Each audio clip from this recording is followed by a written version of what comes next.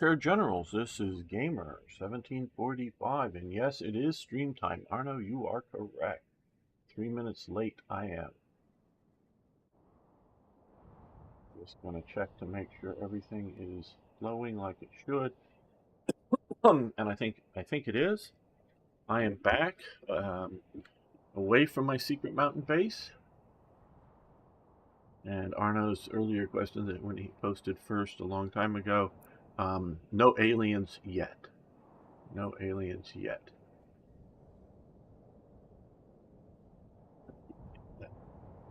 Okay, we are, of course, continuing to play Manor Lords.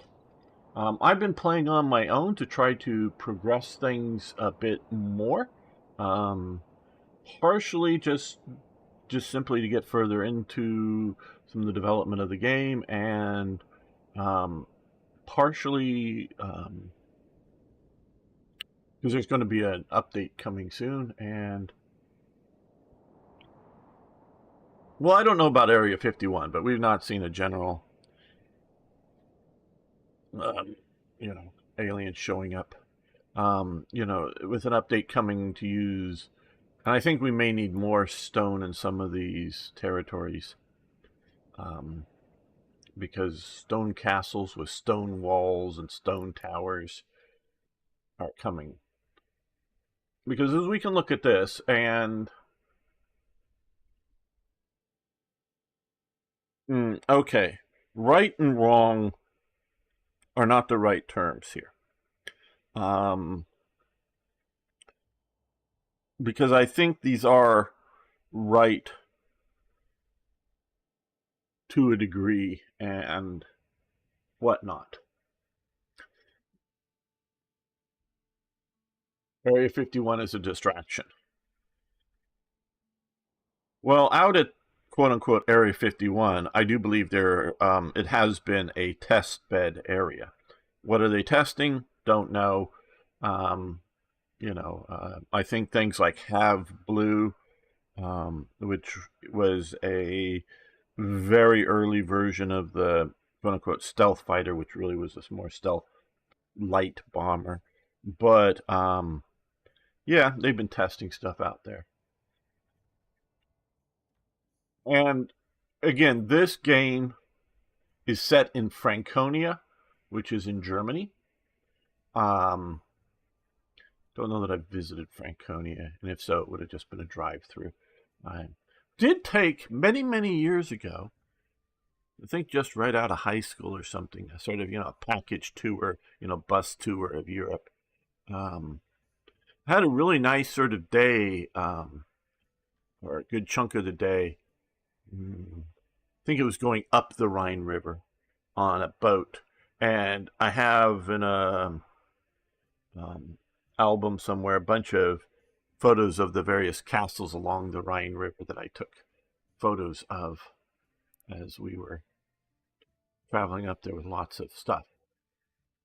Wasn't the SR-71 Blackbird? Oh, it probably was. I'm just not sure when Area 51 really comes into an existence and starts testing. So, where I'm pretty sure Have Blue was tested there. I'm not so sure about some of the other stuff as, timeline. Just don't know. Now, how do I put this?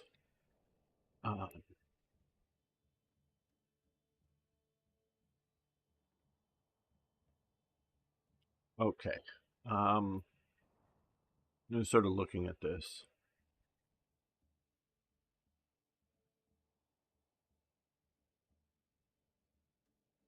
Well, this is backwards. Okay. Don't know if this is my fault as the castle designer, or the game. The tower is on the wrong side of the wall. Because, so, This is presumably you would have a ladder here, and yes, this is early access, presumably, and we're analyzing castles right now. So you would have stairway, wooden stairway, ladder, something here to get up into this, and this would be on the other side of the wall, partially so that if you have a tower here with an arrow slit, we have, yeah, here you could shoot all along the wall, anybody coming at the wall.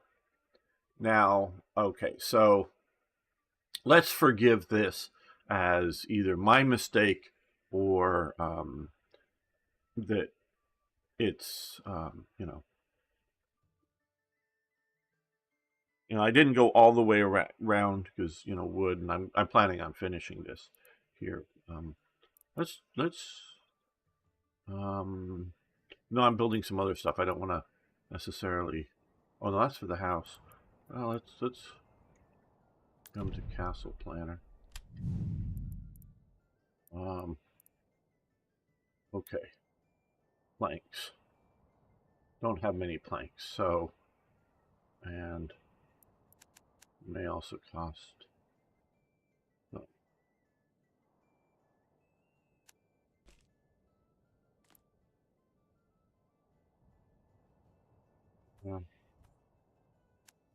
Where is the door to this tower here?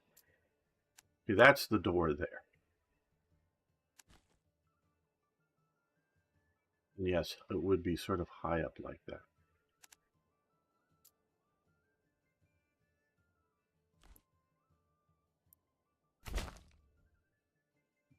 We're not committing just now, but that's sort of the concept.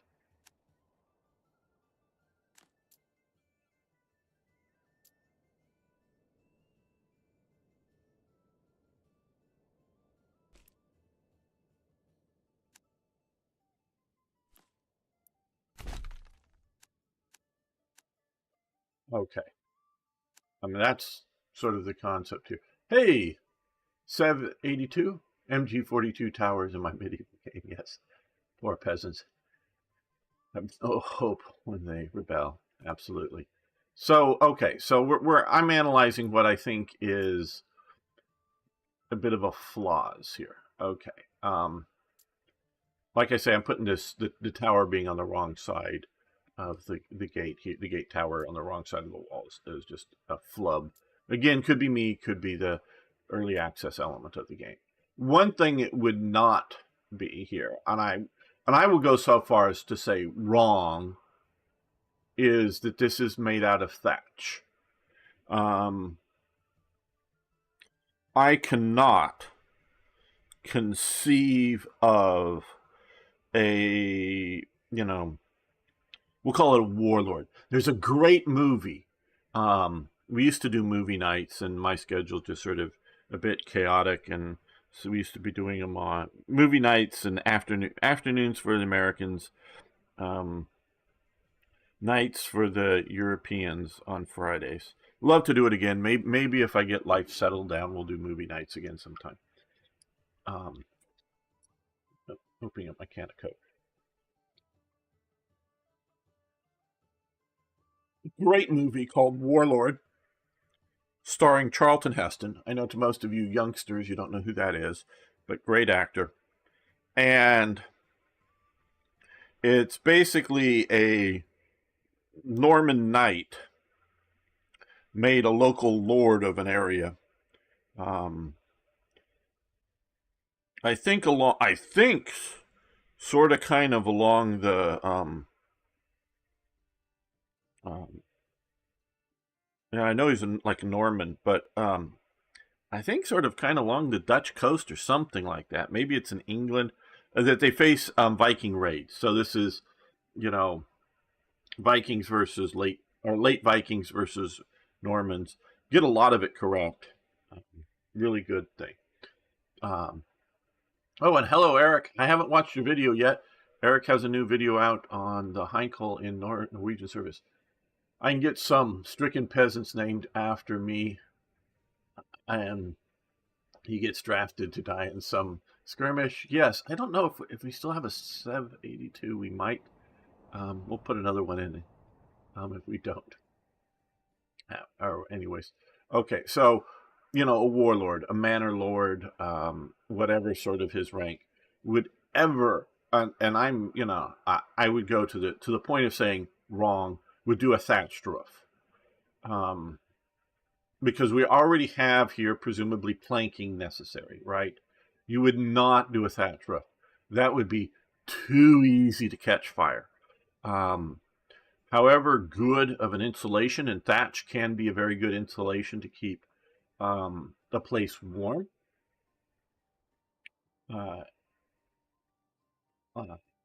It's just too easy to catch fire. Where, if a fiery arrow, you have an arrow that has some sort of cloth or whatever attached to it that then has some sort of, whether it's a very heavy alcohol substance or something sort of like a tar, and which, think of this, people. Yet you can maybe get cloth to light, but what cloth are you burning? Not wool. Wool has lanolin in it, and it is, you can wash it enough and get the lanolin out, but it is somewhat fire resistant. So wool wouldn't burn. Excuse me. I don't know about linen, which is a plant-based stuff, but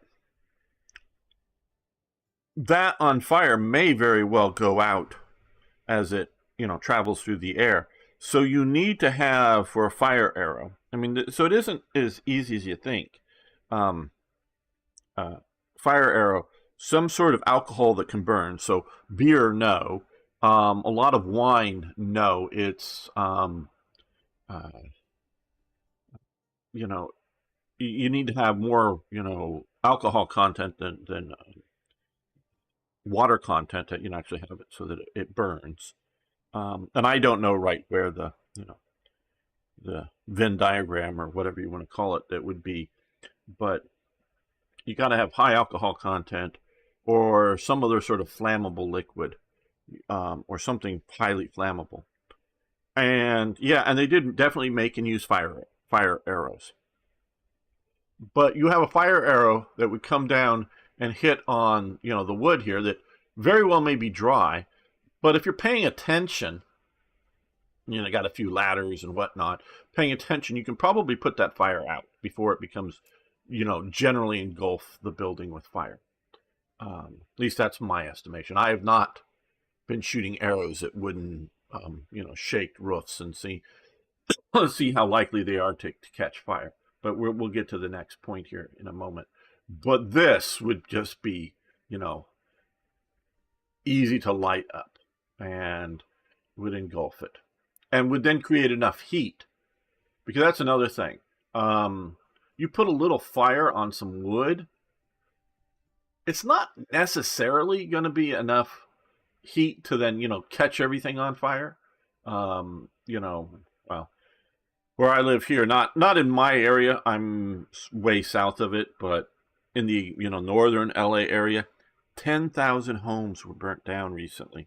I know you've probably all heard about the LA fires. They say about 15,000 structures, so that's commercial buildings and other things, stores and whatnot. That to get those houses to burn, or to get even trees. Now trees are alive, have live sap running through them, or not dead trees, but live trees. To get those particularly to burn, you've got to get it very hot. It's not just having like a little bit of fire, because brush fires, light brush fires, I should say, don't necessarily catch they might catch the leaves on fire or something, but they don't burn the whole tree. It just sort of turns the outside black a little bit, and it's actually quite good for some types of trees to get a quick dose of fire on them.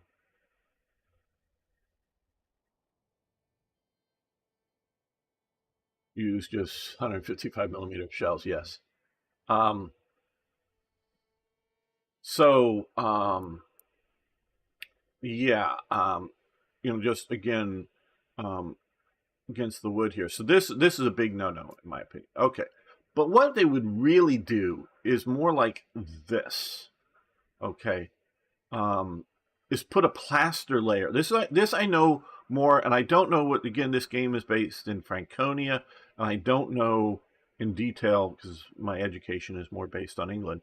With the Normans would come in and quickly build their mostly Motte and Bailey style castles out of wood, with some stone, potentially stone, footing and whatnot. But they build fast because they were coming into enemy territory, into Saxon territory, and want to build an occupation castle, as Sev sort of referred to the idea of a peasant uprising. So they're coming into to an occupied territory here and setting an occupation building. So they want to come in fast. Now,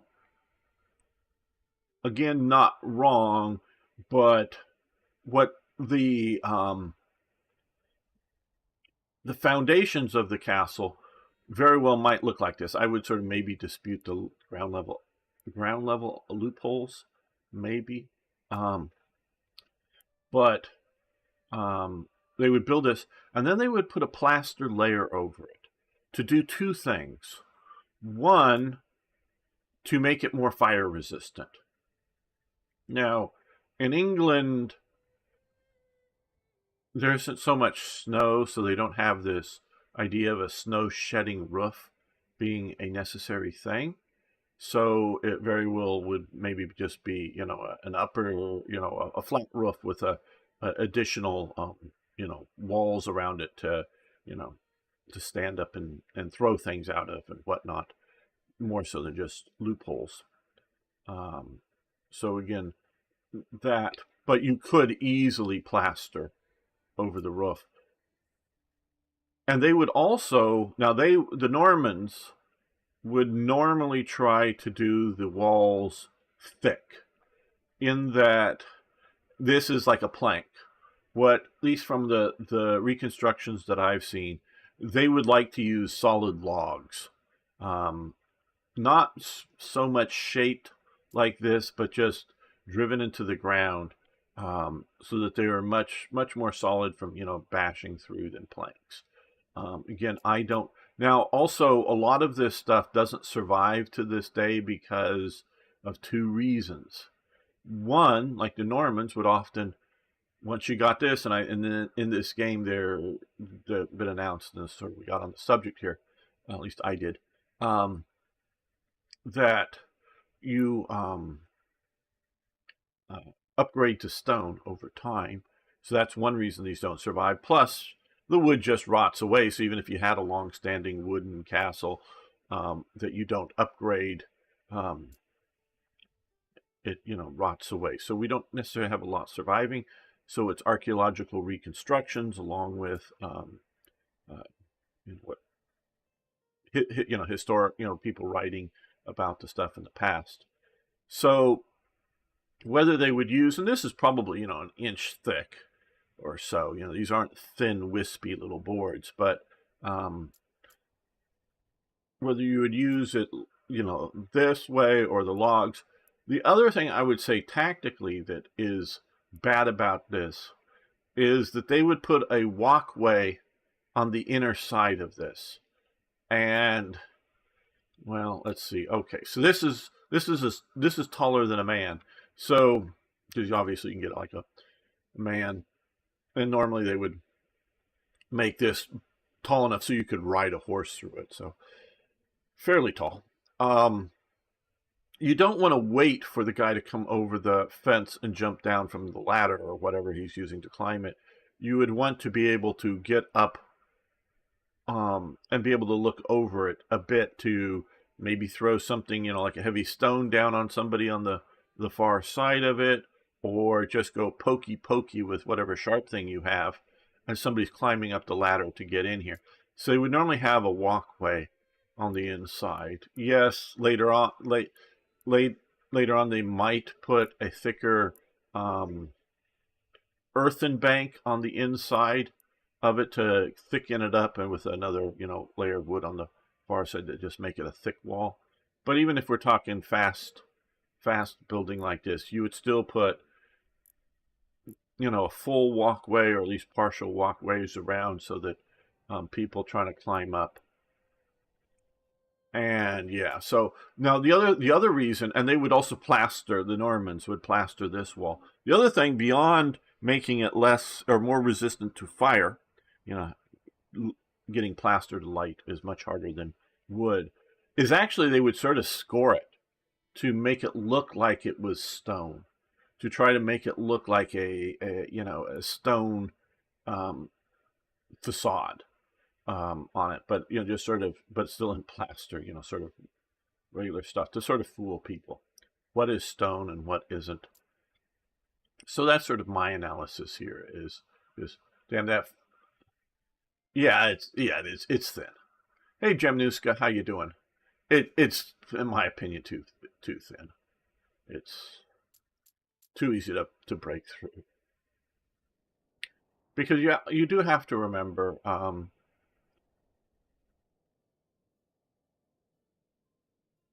We think arrows can shoot fast. Yeah, you sort of kind of can, but that is, how do I put this?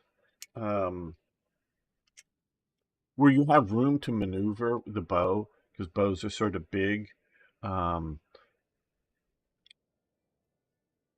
and when somebody comes up to this wall, you've got one, maybe two guys in there trying to shoot through the arrow loops down here.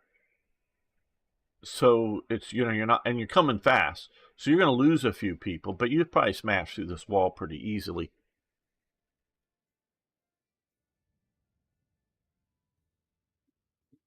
And if you're up along the wall, trying to, with that big, or a fairly big, longbows were the biggest, but fairly big bow, trying to lean over that wall and shoot at something, you're sort of exposing yourself to. So, and if you're talking crossbows, they're very slow. So yeah, you could probably come.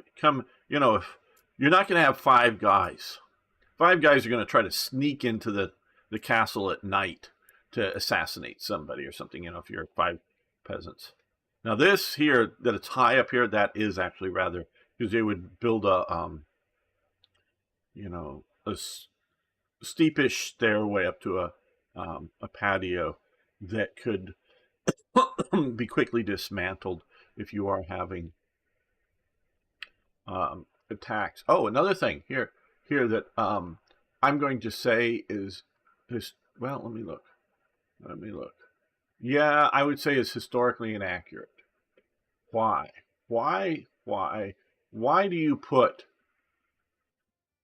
a, is that rain or sun thing protruding out here? Because what you want to do, let's see if we can see it from here. What you want to do is you want to have a hole up here that you can drop stuff on anybody trying to smash in this door. So you would have a thick door. Again, you would plaster all of this. You would have a thick door here. And so if they came at you quick, and some places, like even like in Scotland, in the border areas or whatever, in a stone thing, they'd literally just use a ladder here because they could pull it up quick. But whether you made a wooden sort of scaffolding stairway up here, that if you can't dismantle it, you close and lock the door, and anybody trying to bash their way through the door, you have a bunch of heavy stones up here to drop on their head. So you would, that I would say is a wrong thing, unless they have it somewhere in a historical pictured good setting. I would say that is somebody's wrong idea, because you have that overhang and you would want to use that. Now this, of course, here is the toilet. Out here, that's the toilet for that. So yeah, that's sort of my analysis of these castles. What is wrong, right, and sort of somewhere in between. Okay, let's continue. Okay, we're going to close that. Now it says we don't... Oh, no, that's still up on the other area that we've claimed up here. Get to the other areas. Now it says we only have... Okay, 1 month's fuel. We got 5 months food. We have... So, well, you know what we're going to do? Okay, I've just added some more housing here. Okay, Eric. Wandering 16%. Okay, I'm doing a bit of crusading in the Northern Africa in my current Field of Glory Kingdoms game. See, I know what that is, and Hamids are about to lose 10 provinces. I haven't really... I've touched Field of Glory Kingdoms, but I haven't really dug into it. That is a good game. I want to check that out somewhere, maybe. That I will promptly move into possessions of my vassals so they can handle the conversions. Okay, conversions, I presume, to Christianity. Yeah, the one thing that... what is the turn time based? It used to be... I know for... the Field of Glory to the classical era, I forget, campaign, it was like 1 year per turn, which I found that very off-putting, because it just seems way too long of a turn. Needs a combo with Field of Glory minutes so you can, yes, export the battles. Combat Simulator gives you terribly bad results sometimes. Yeah, I don't like the Combat Simulator on that. They force you to use that for sieges. But when you have the ability for battles, I find it good. The thing I've been trying to do is manage the... Manually, I've been doing crop rotations by just doing it. Maybe you can come and set it up so that it will do it on a programmed basis. Did they go to quarterly, or is it still annually for the turns and kingdoms? I think it should be like monthly. 12 turns per year was my sort of one big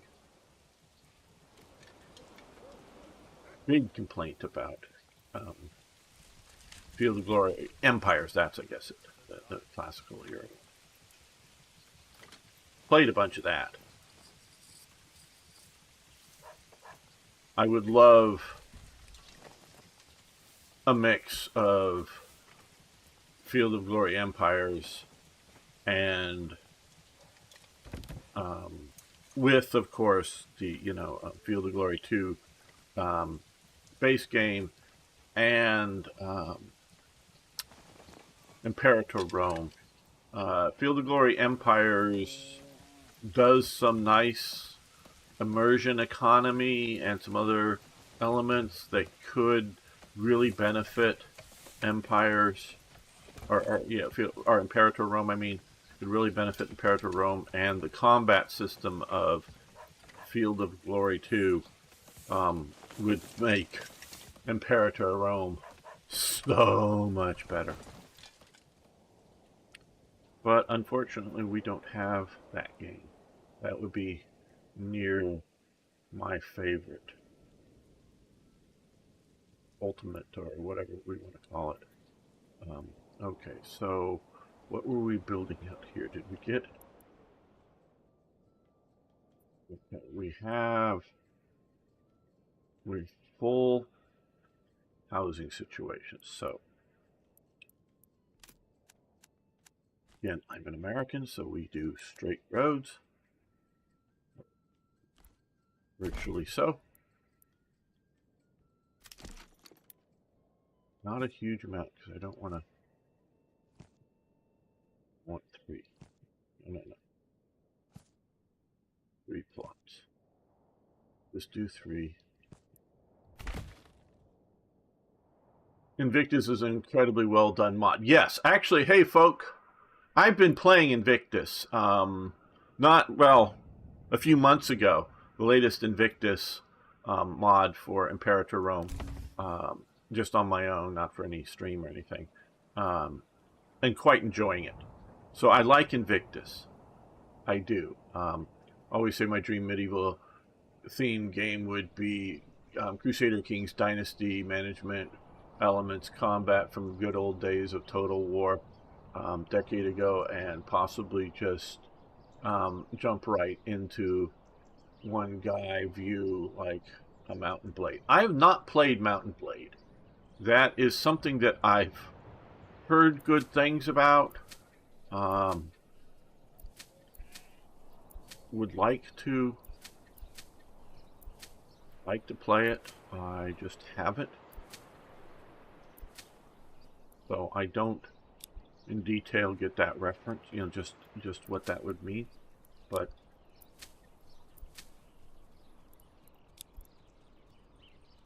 Paradox Mountain Blade Warband is great. Yes, I hear Jim this guy. Here it is. It's just played tons of Mountain Blade. Sadly, my potato is not, yes, enough for Mountain Blade 2. Yeah, I get that.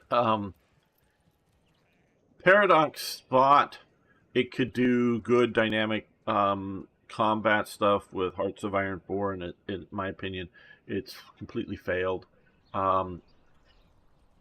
Paradox does Doom stacks moving around the battlefield relatively well, but its combat is overly simplistic, overly statistics, that leaves nothing for generalship.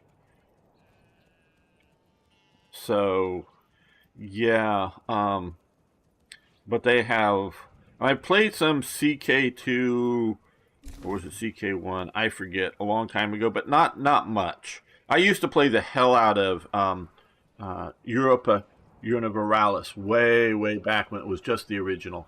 I mean, hundreds of hours, and then a bunch of it too, and only a little bit of some of the more recent ones. So I do like what Paradox can do with a lot of their strategy games, but their combat mechanic is just severely lacking in just about everything. It's okay. At best, it's okay. When it's doing good, at its best, it's, like I say, it is just doing okay. It is not doing great. Okay, we've got here. Okay, so what? Oh, they haven't turned this into grain. This feels not very good, but this is bad. Mountain Blade is good. Build up an army, make formations, and combat the battles. Even fight along, yeah. So that's a game that I should try sometime.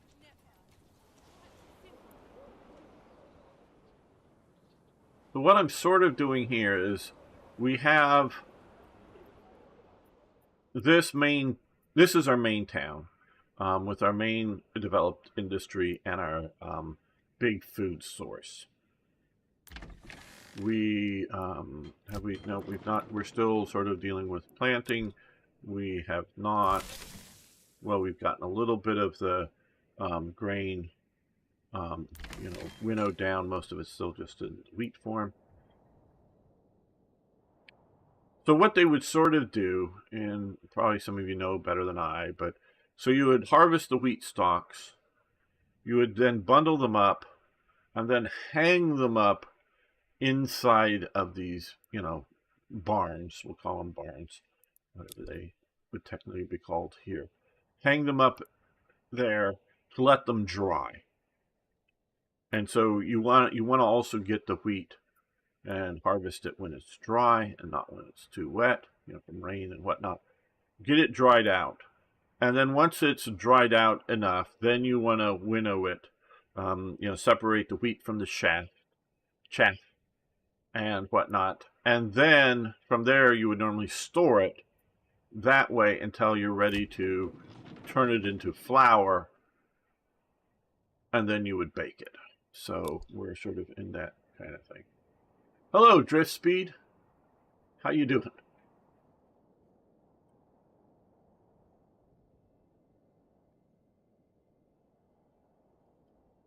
So we have this as our main food and develop. Over here, what I'm trying to do here is we have a trading post, but to me, one of the things in this game falls down as money. So you have this money here, regional wealth, and then you have this, the treasury, and it's for each region has its own regional wealth. I don't know that I like that it's separate from your money. Now, what I want to see about doing here is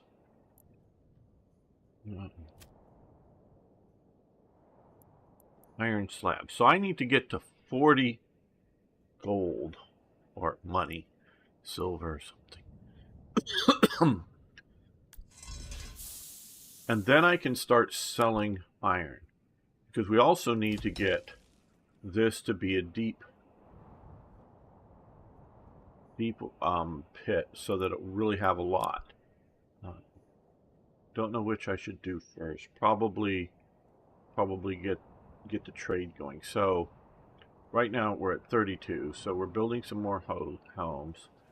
We have, the only way we're making any money here now is level 2 houses provide 1 money per month.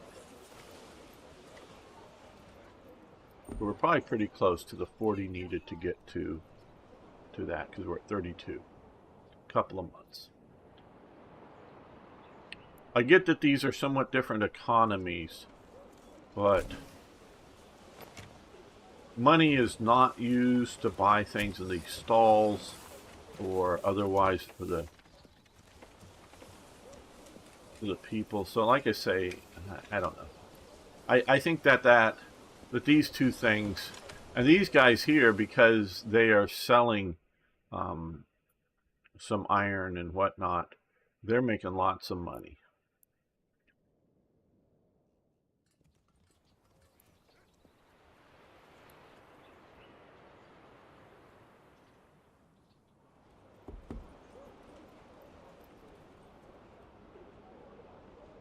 What are these over here?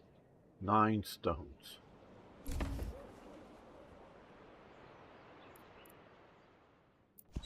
Station.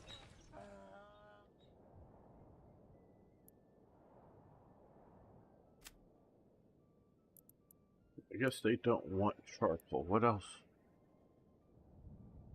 would they want over? Because this one trades with Winfred over in the forest. One. Okay. We need more stone over here. We've used up. We have like 9 stone left or something up here. What else do we make over here that they would want?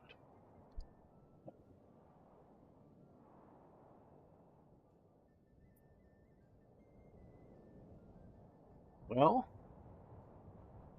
we've sort of fished this way down, and I'm sort of letting the fish to come back, go back up. They don't want charcoal.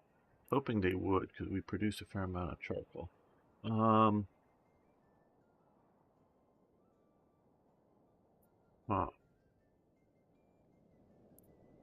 Because they also have lots of iron over there that they don't need ours. What is our, we've got lots of leather.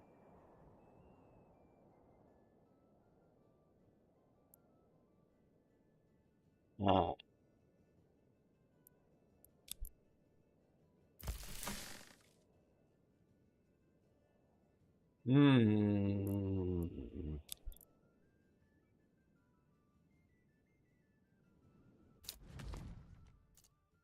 What?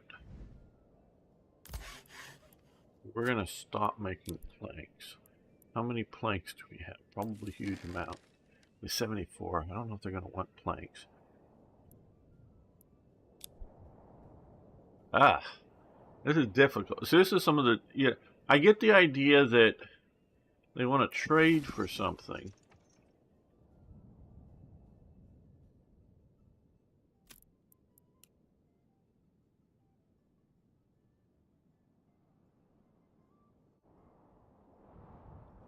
Now, if we made honey, that would be good, or wax, or... Okay, that's what we need to do. I figured it out. You got to figure some of these things out. We can look here and see this is a very unfertile area for wheat. That emmer is wheat. Flax is even worse. Barley's pretty bad. Rye in this game has high fertility wherever, but you have to unlock rye. So we're not going to do that. What we are going to do is, I think we have, do we have a, no, I don't think we do have a livestock trading post. Don't know, well, sort of kind of get why maybe, but let's build a livestock trading post. Don't think we have one. Okay, so we'll do that. Because we're going to get some sheep and be able to trade them. So, oh, peasant. Let's name some peasants. Okay. This was in the original area, people here. There's 782. He's going home. See, he's going home. See, Sev's been around here from this game for a long time. He's survived. He's a baker. Works over in the bakery, one of these bakeries. Communal oven there, communal oven there. So I still live feeling amazing, man. Yeah, you're still around. This is where we start out. There's Arno. He going home. He's a tanner, so you tan animal hides. Arno, people. Let's see. Jamnuska, he's going home. He's also a baker. Has vegetable plot. Eats. That's just one of the in-game. Okay, we already saw Seb. Let's Beam Slam. He granary worker.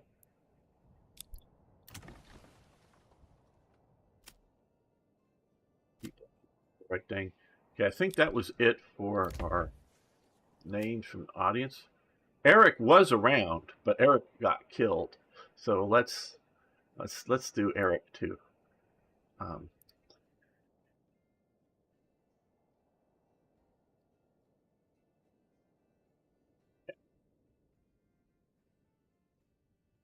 This Eric 2, not dead.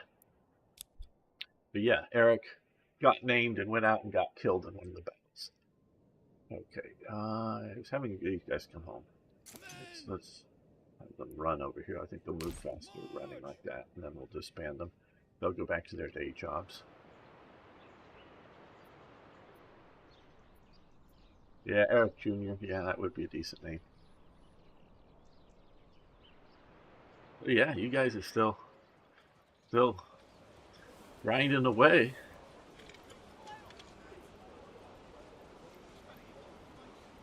See how many Erics can die. Well, we won't do it artificially.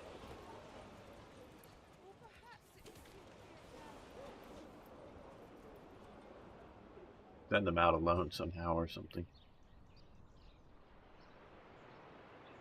Send his unit out unsupported or whatever.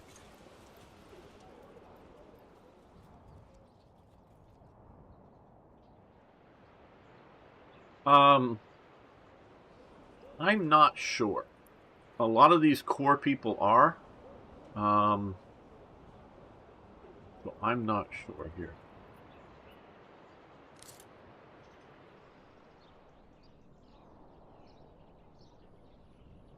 Team G militia, yes.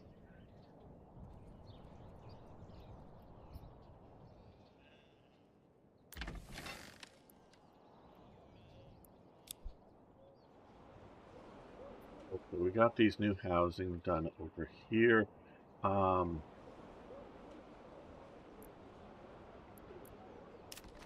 that we've done that, where's Carpet Kiln? We have to unlock that. Okay, well, we need some higher level.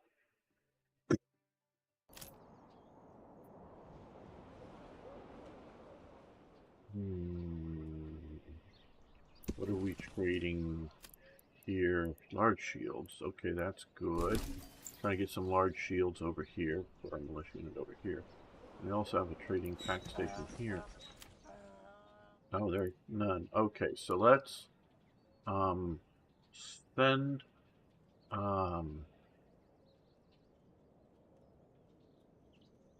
tools, I think. Receive. What is it that I wanted to send over here? Why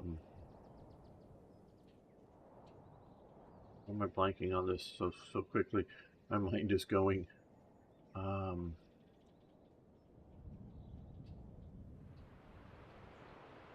What is it?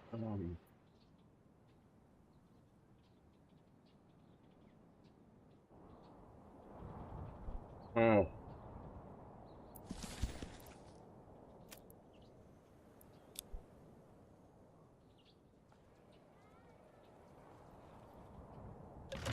Oh, charcoal. Yes, charcoal. What was I? I don't know. For some reason I blanked on that. Okay, advanced pack station. Okay, now, okay, we're doing this wrong. We want the charcoal, want to send the charcoal, and we want to receive. What do we want to receive? I said, man, I got that turned around. Let's go see if we can get some bread.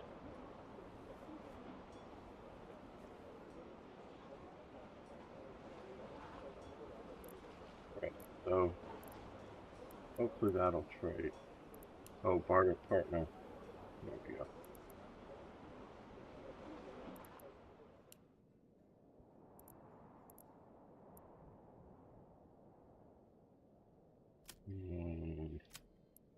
Need to add a person.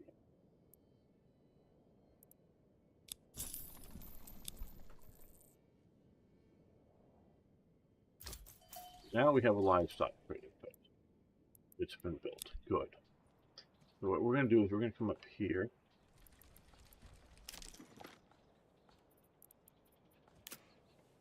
Yeah.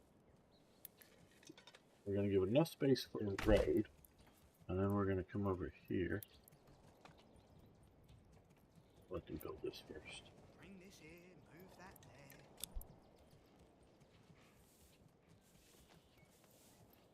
there. The kebab order is in delivery. Feels amazing, man. Soon I shall feast. Well, very good. This gamer militia is based in Arizona. Wink, wink. Well, sorta, kinda, not really, but yeah. So weird. Turn this stuff to grain. I don't know. I put in. We'll do it faster because now there's a need for that. Oh, yeah, gotta remember that. Send these guys back. Back to their day jobs.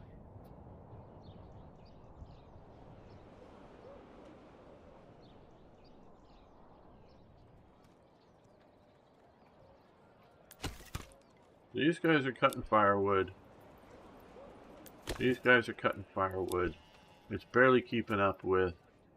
So I'm hoping these guys, which turn firewood into charcoal, which is a better thing. We got a lot of that. I want, and it's probably cheap, yes, but I want them to, okay, barter that. Send the charcoal, get some bread.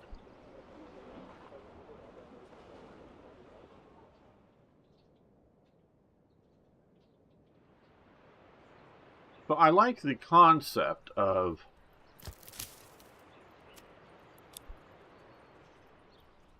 you know, the different areas developing specialities and trading.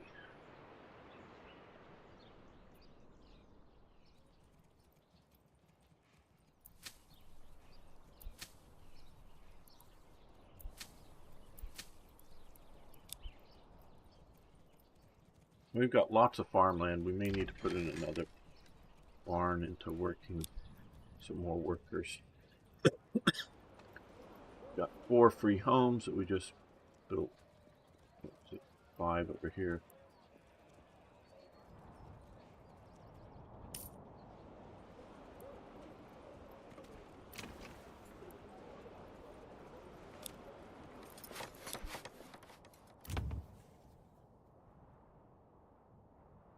That isn't for these guys.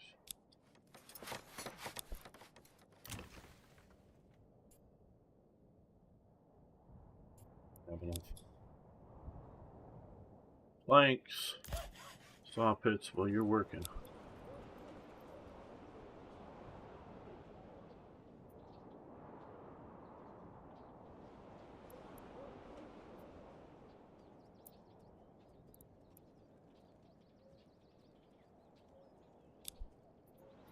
So what we're going to do is we're going to get sheep production going over here. We do have it over here as well. And we can see lots of sheep. We have over for the animal trading stock here, trade in lambs. If we get, which we have over 30, we currently have 44 current surplus. Desired surplus is 30. So you don't sell them all at once or too fast, but we do have a guy in here working. He will deal with selling off some of the lambs for 10 monies per one. So he could, in theory, sell up to 14, because that's we have export. So that will help us make money over here. Okay, now that this is done, what we want to do here is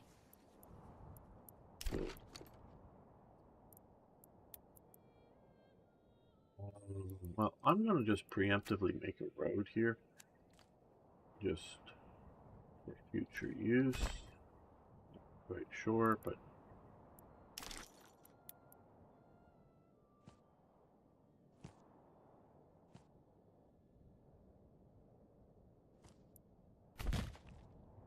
so that is our pasture now.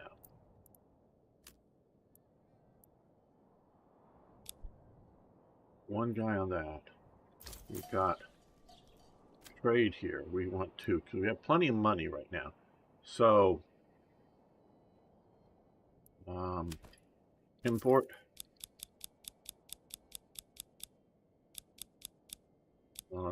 Let's get a bunch.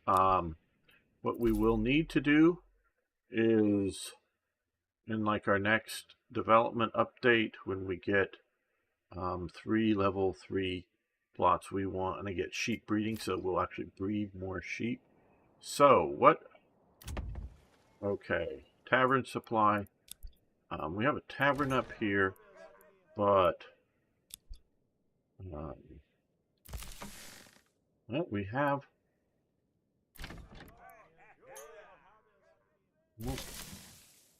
we've got some ale. Maybe that's what, instead of bread. Let's do ale. Ale. There we go.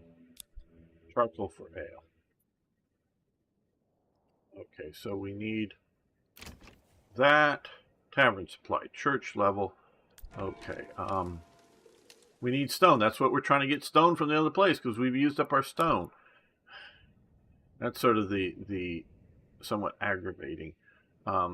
Stone supply was just too small. It was somewhere up here, I think, and we just quickly used it up.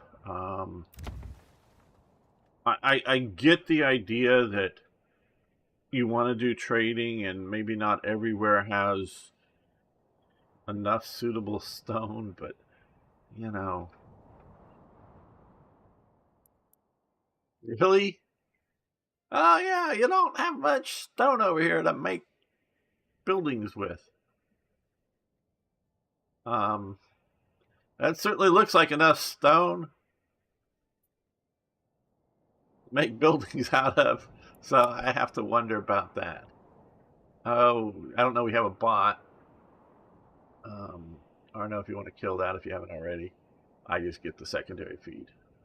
If you want to free stones, plow your fields. Absolutely. Well, depends on where you are, Jamnuska, but yeah, there are some regions that there are plenty of stones in the fields.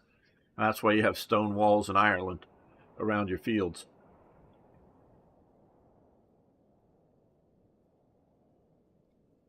So I get the idea. Okay. I very much get the idea that stones can be a thing that takes a lot of effort to get, depending on where you are. Yes, in Ireland, in Scotland, you can literally plow fields and get stones to build dry stone walls. In Scotland, there's a term called rubble built, meaning you're using stones that are, just naturally shaped for the most part, not so much like around a window or a door, but and you just sort of not dry. Well, there are dry stone buildings up in the Highlands, cottages, but you use a type of mortar, whatever type of mortar, and you just sort of fit these stones together. It's called rubble built, and then you would again normally plaster over it so you wouldn't see it. Though a lot of a lot of the buildings, the plaster's worn away and they haven't renewed it, so it's just the rubble exterior to it. And so yes, but I also get the idea that zoom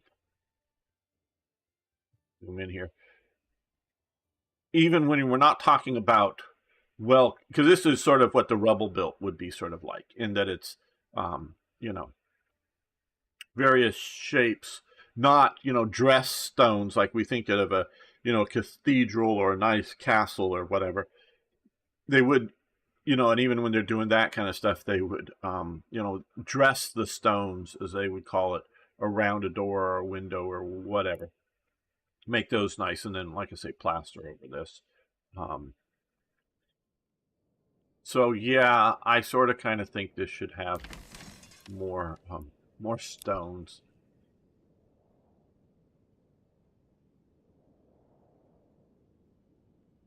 So yeah,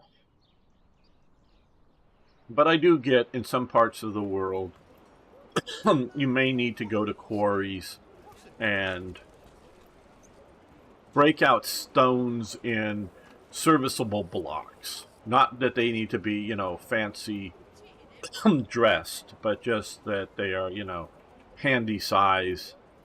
Um,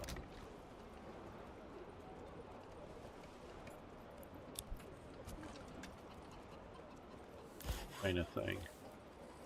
Aren't you making more? I know we got two guys in the saw pit. I know we do have guys making shields and bows that also consume planks. So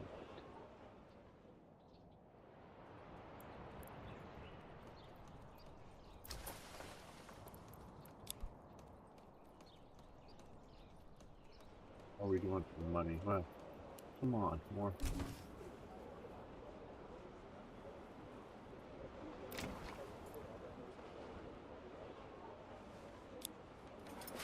Regional wealth by 1 per month.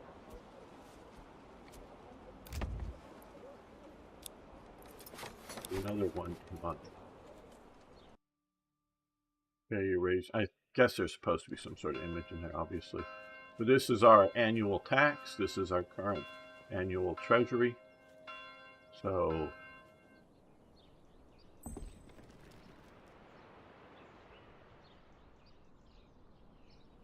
these guys don't have. Okay, we're now at 40. So that's what I needed, I think, to set up a trade in. I want ingots. I don't want to have. Yes, here we are. 40. So establish a trade route. We will export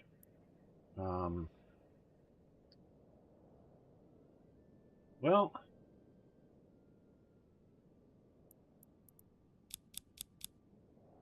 keep 4 on hand. I don't know. We're not making tools yet. And we may want to, but as soon as we can, we want to get this to be a deep mine. So, yeah.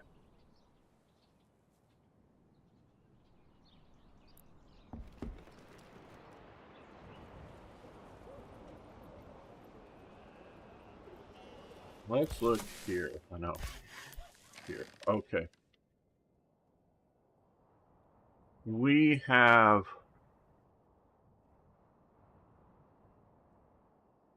Okay, flax. That gets turned into linen. The weavers. So, flax is into linen. Yarn is... Or wool is into yarn. Okay, we just... Well, we are... Let's add people here.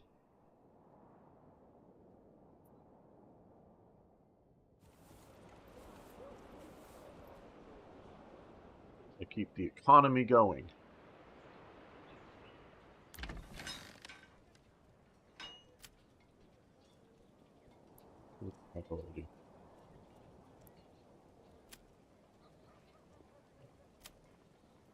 Move threshing priority to high. We have him there waiting to turn it into wheat.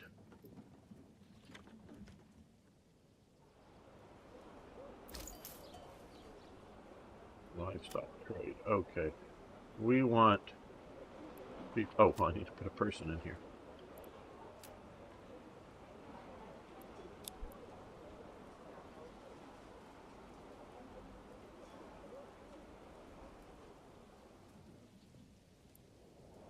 Because our main export here is tools that are made and then sold here to try to generate money for here. So now trying to get a trade going with these guys for stone, which will be yarn or whatever. So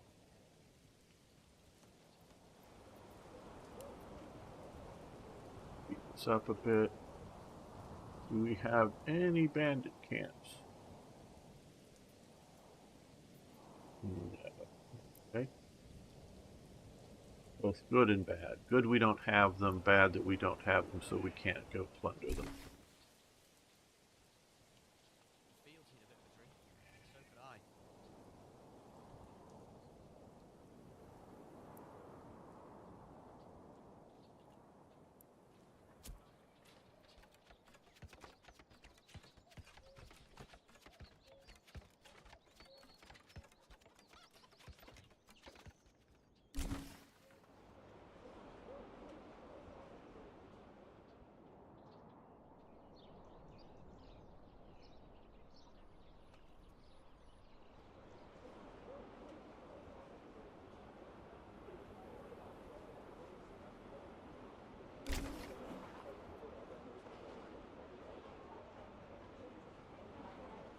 Your stop as over here. Now, here, I think it was here that's been upgraded to larger.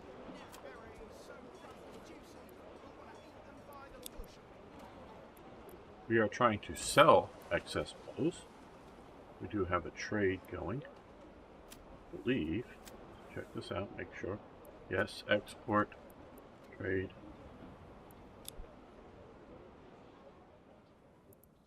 One with their militia. These guys here need 10 out of 36.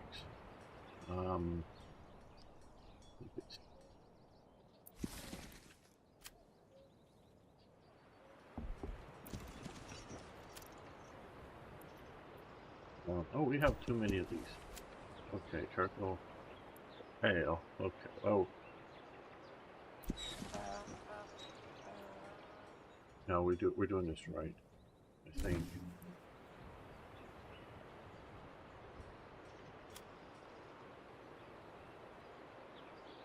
Yeah, it just isn't working though. They don't really want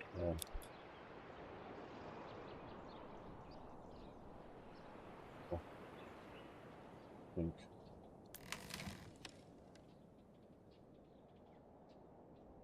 They could use it for their bloomery.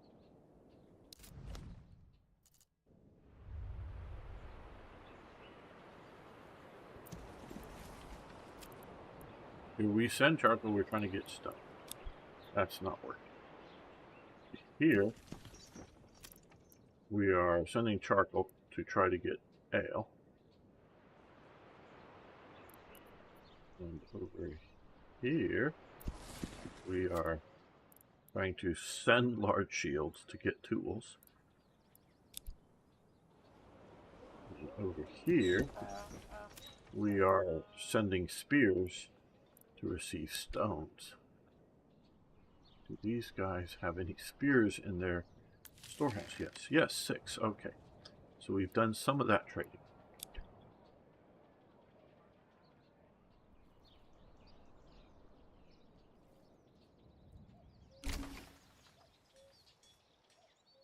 Okay, transporting firewood.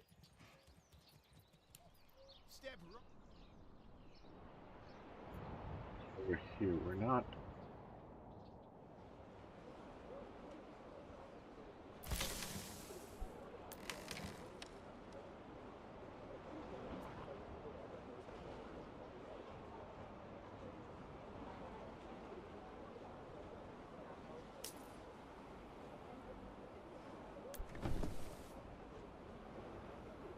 Three of them looking at it. I'll get a lot more done.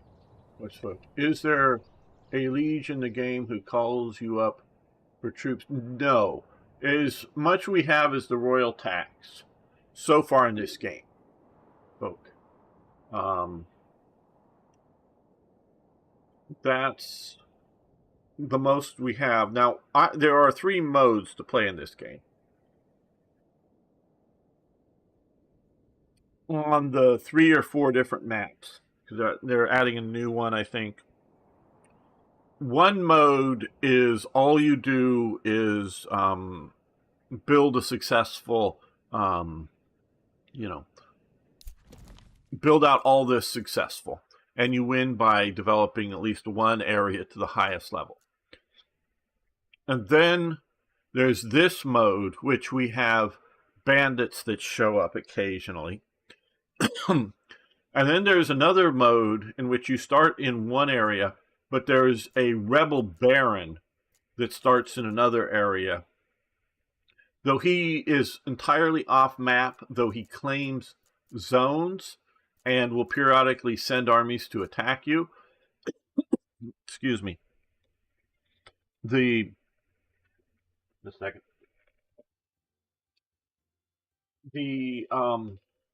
downside is he eventually takes up all of the mercenary outfits, and so you're stuck without any of the mercenaries. And at least for me, it's becoming sort of I don't know, a bit difficult to compete with him without being able to periodically call on mercenaries. So excuse me. So I'm playing on sort of medium level of difficulty, if we will, and that we have to deal with bandits. So if you're just doing the city mode, you can entirely ignore, there's no, you can make weapons to sell them, through your trading posts, but they do you no good in the game, as it were. So those are sort of the 3 modes. So the one when you're fighting the rebel baron because you want to take over all the lands, claim them all. That, I guess, is sort of like your liege commanding you to fight something. So I guess that's the closest element to it.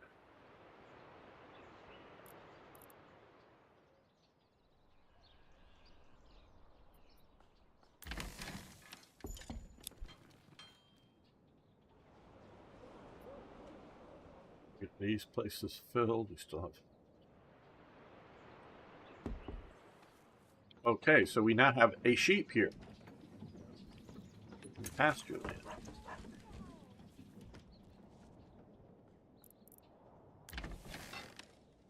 Okay, we're getting some threshing done. That'll soon.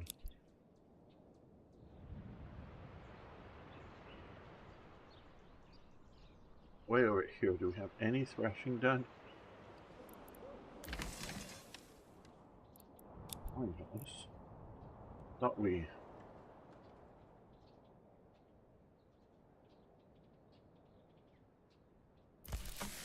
Oh, we do. Okay. So, little bit of...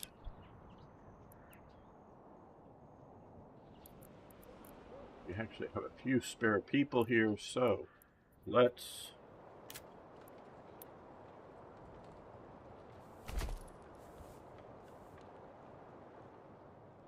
get that built when we can.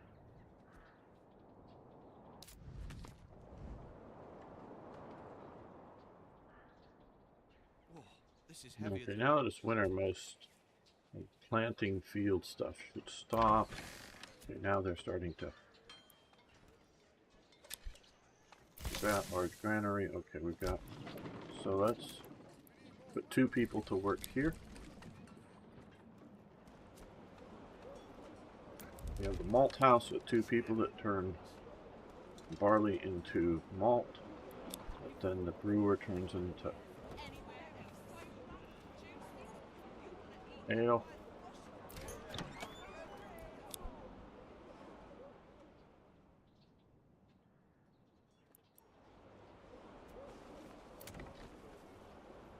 Still not getting enough tavern supply.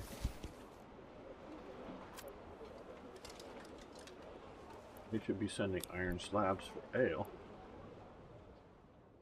We should.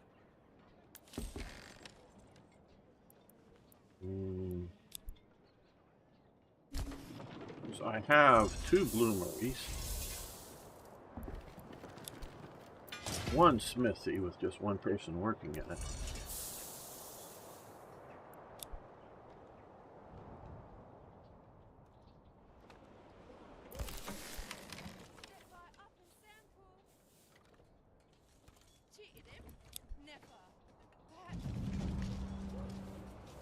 Oh, bandit camp sighted. Okay. Way up there. So.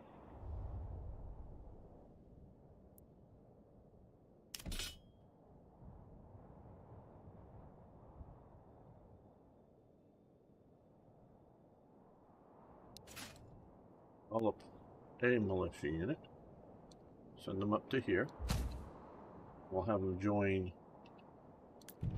Well, let's, because we did take a couple of losses here. So what I want to do is replace a couple of guys. I don't know if that was the exact number, but it was probably 16. I think we took 3 losses. I got distracted just before the battle started, and so the unit was isolated and hit hard.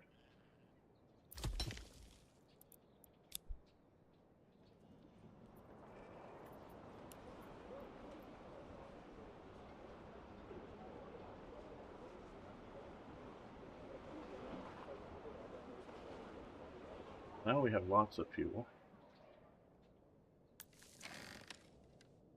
We get where is the granary? We have another. I think we have another. Storehouse. Maybe we don't. Oh, there it is.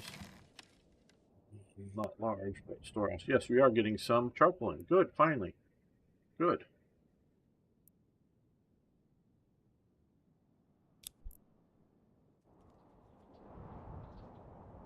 Our economy is sort of kind of working. We're here. What do we need? Okay, level 3.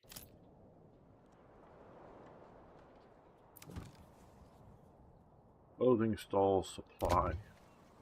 Tavern supply.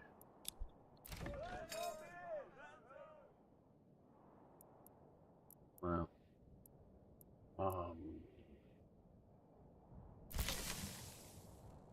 do have some ale, so let's put somebody working in the tavern.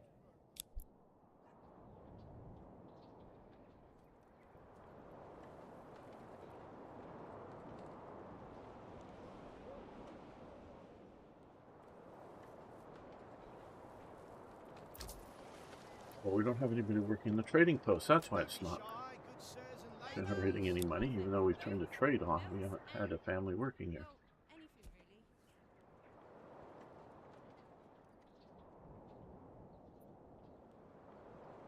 You guys are heading up to...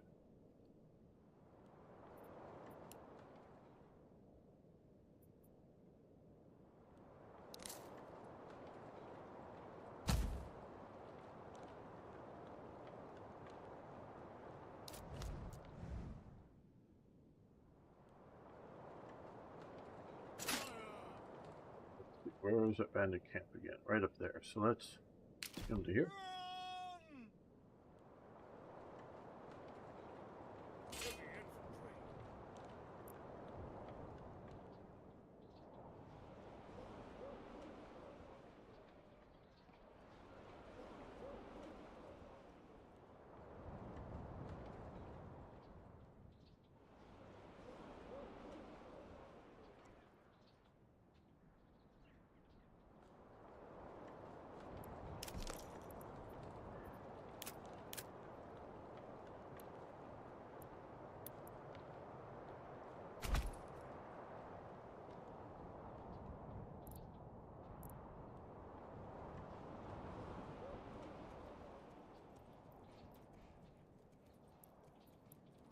Well, let's come from here up to here and along like... No.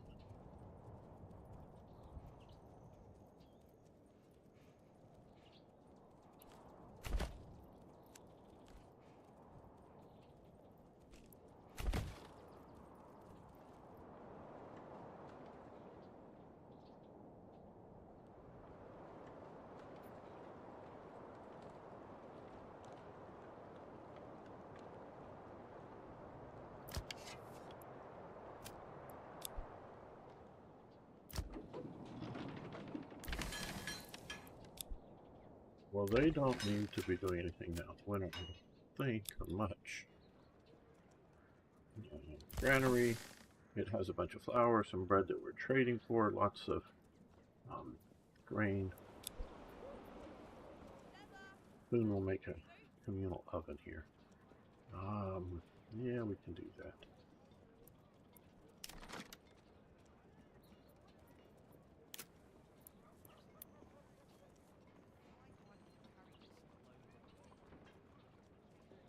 Not enough. Good, because we need stone. Oh boy. Well, maybe we should stop making the flour then. See, this aggravating thing of not having stone.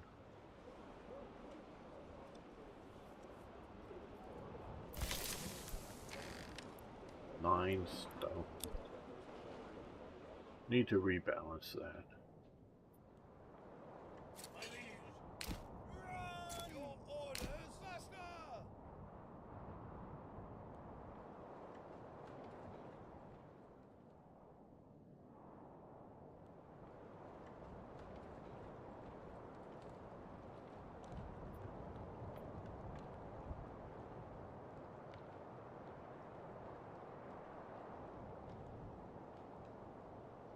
Hey, Niagara.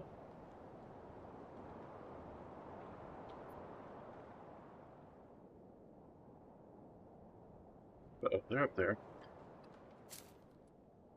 Let's get you 2 ranks deep there. And you right about here, but 1 rank deep. That'll be good.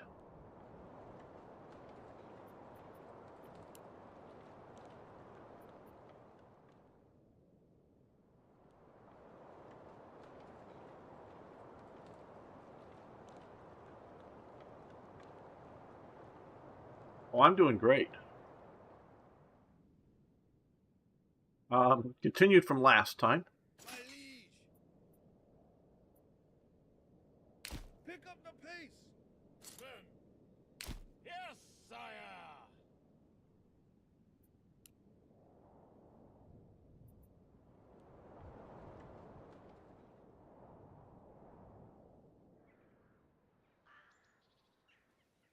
Let's go down to this speed. A bit closer for mutually supporting.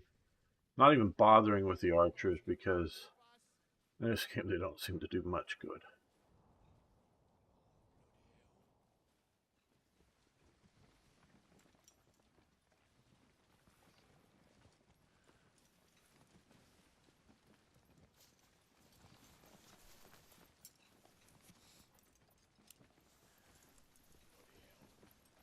Like they're going after the smaller unit that's stronger per man. Let's come out here and reface that way. What's today? Running sushi.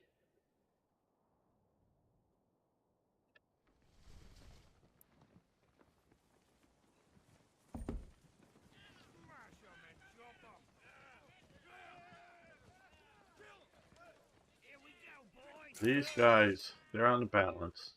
These guys will come to push forward. The right time, which I think is now. We're going to have an attack. Okay, well now that they're pushing forward and coming after these guys, we're going to push these guys forward. Try to come in more on their flank.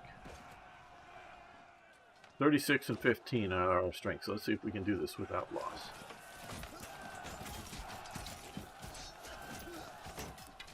Stay together!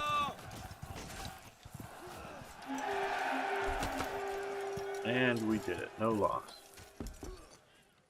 Everyone lived.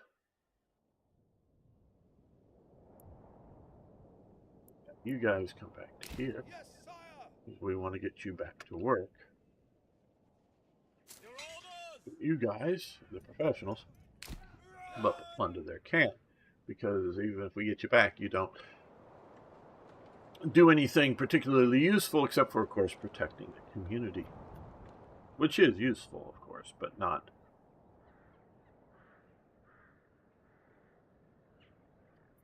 otherwise useful.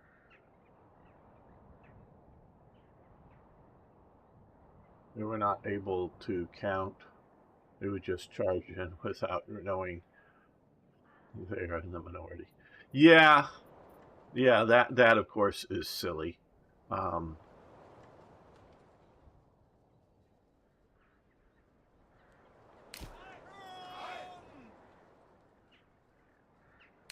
They would, of course, run away. And use more money to pay the royal taxes. Now you come back here, too.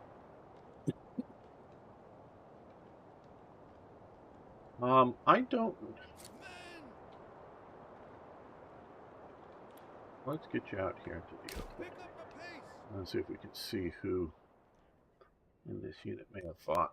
None of you would be in the retinue. We could rename some of the retinue people if you guys want to be the warriors instead of the working guys. Okay, let's pause this. Click on any of these.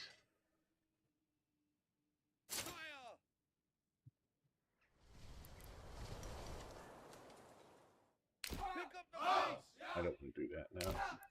Okay, maybe I can just get this. No.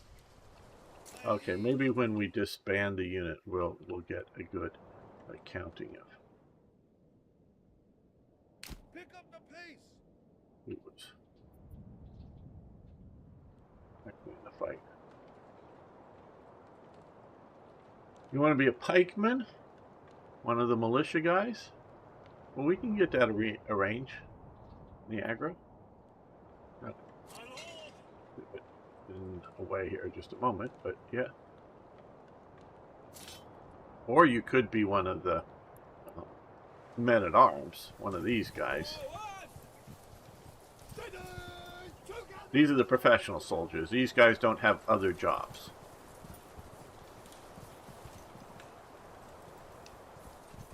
You want to be one. So do you want to be one of the professionals or one of the militia?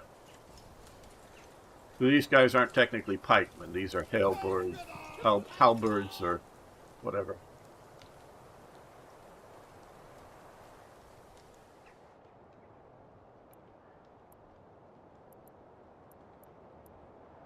Okay, you want to be a militia guy.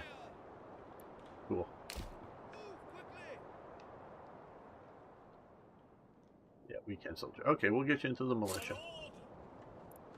I think I know how to make sure you're in the unit.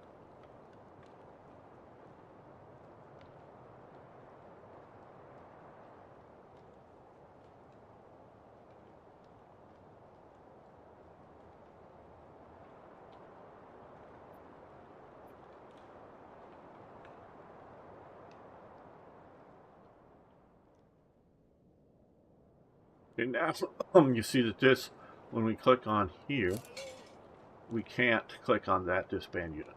We have to get it back to its region. Yes, sire. Then we can disband it. My lord. Move. Which stays as a unit, but meaning you're no longer formed up in, you know, in your military equipment.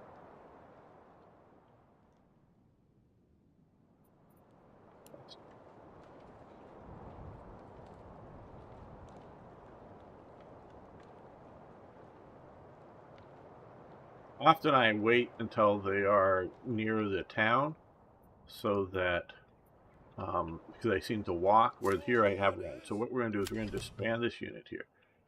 Now I can hover over each of the guys here. See if we see anybody that we've been renamed. There's Arno. We found Arno. He was in that last fight. Jamnuska was. Okay. Red Kunst, another Dietz. Beam Slam was. He's not here right now. This was the first unit created, so that's why I used it, because I figured you guys would be more likely in there because you're some of the early buildings. Herman, there's Sev. So, yeah. Hans's, Herman. Okay. The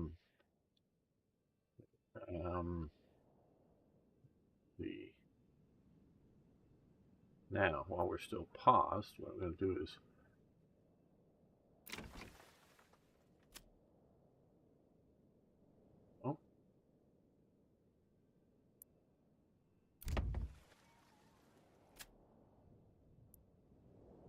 okay, do that Dietz up here.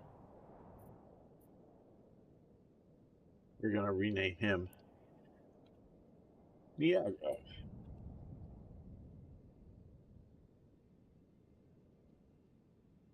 There we go.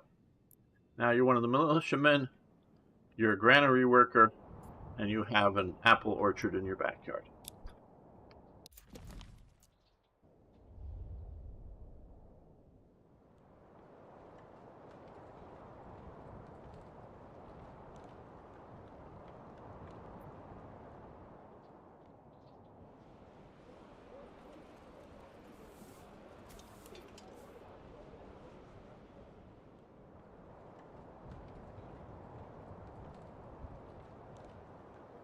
Their skulls.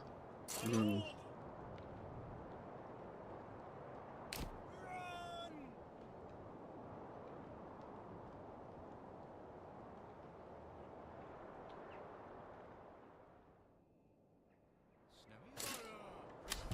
You can go back to the castle and hang out.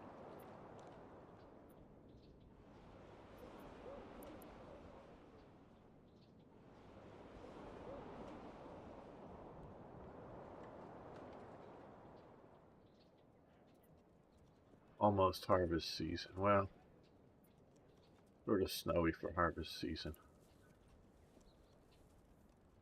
Really?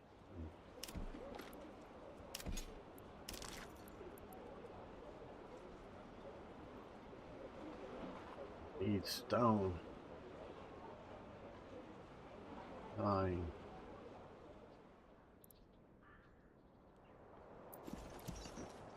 The one that, yeah, Winifred stone for charcoal.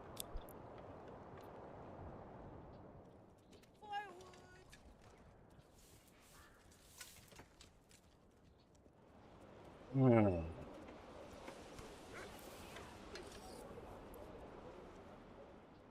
Full usage as a drinking vessel was more of a Stone Age thing. Klingons, I don't know.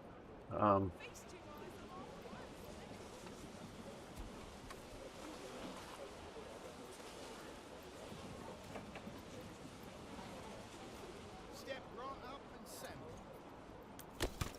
These, let's put the people into it.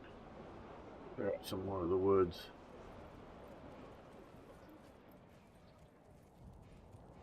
We have one free home. We're here, so what we'll do.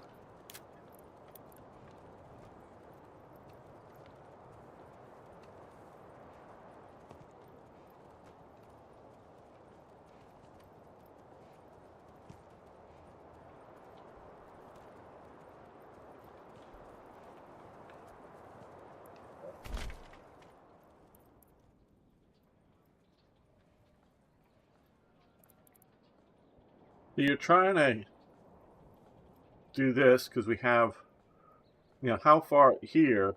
This is the, I think, the closest tavern. There's a well, stone well here, which will feed it water. We may need to put some markets like here or something. Keep markets close enough. Yeah, some markets over here. So we're trying to keep, you know, it's spreading out obviously, but we're, you know, like I say, taverns. We have a granary. We have a storehouse. We'll get some markets to hopefully service that area in time.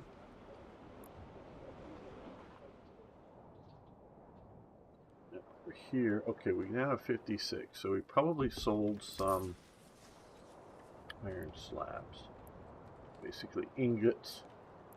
I call them ingots.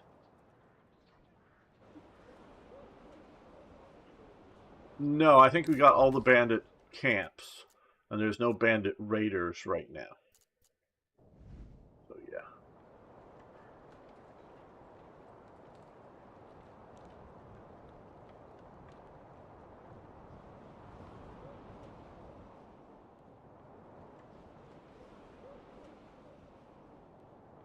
We're now at 56, which will allow me to do this. That will upgrade it and make it a deep mine, which will have a lot more. It's right now at 2,637, but it should be become a much bigger deposit and not hopefully run out. That will provide us with, at least for this game terms, PAX Gamer enacted, trying to constantly supply iron ore to our bloomery or bloomeries eventually, which will sell and or trade iron off.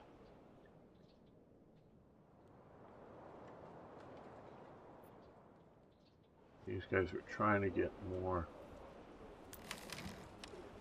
stone. Well, you know, I guess maybe, what do we have to? Okay, trading post. Yeah, it's a minor trade, so I don't even have to start that. Let's buy some. Import. I wanted to create an internal economy here, but these guys are yet to get enough sheep to trade for stone here. I mean, sheep that will then, you know, create, or wool that will have.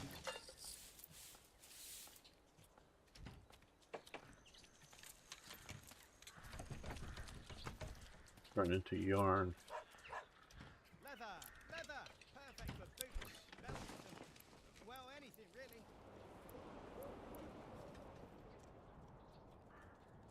Step right up and send.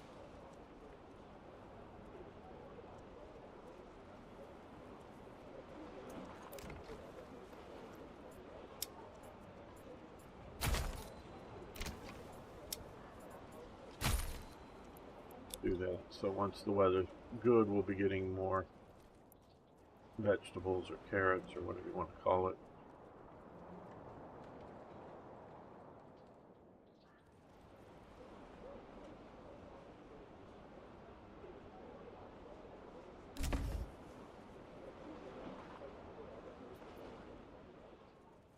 Feast your eyes on our fine selection.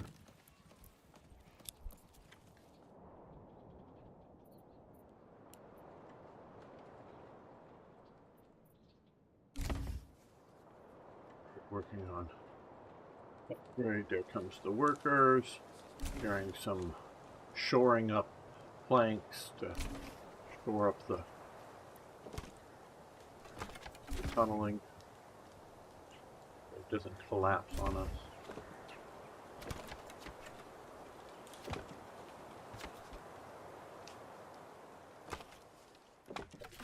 Give me a hammer and something needs to not move. Moving away now.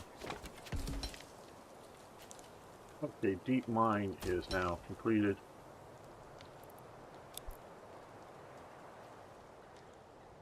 Huh?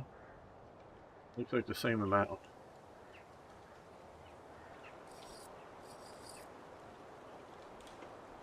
How is that? Deep mine, iron ore, salt deposits. Thought it was supposed to make it much more bigger deposit.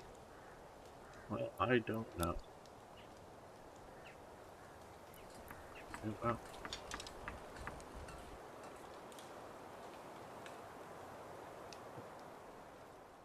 just an air shaft, maybe? Okay, so there's going into the mine. This, tool shed, whatever.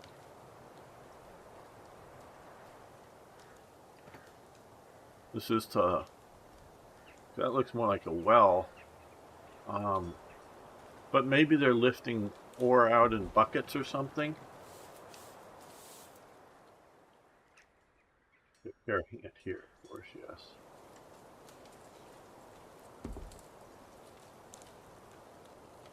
I'm going with that as an air shaft. That's just a tool shed, whatever. This is heavier than it looks. And that is, I guess, in theory, to lower things down and pull things up. Oh no, they're still. Oh, we're far from, because we can see here, all these that are locked. Those don't have anything in them yet, and it's because they're not done in the game. Where like that has been done. Oh, there's a lot still to be done. A lot. Can you walk into the mine? Well, we can certainly see. I doubt it. Doubt it highly, but yeah. So now this is still very much a work in development. We're actually walking on air. This is heavier than it looks.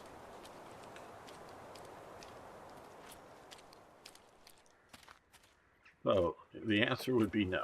Bring this in, move that there. But now, see. This is why I'm the Lord. I get to walk on air.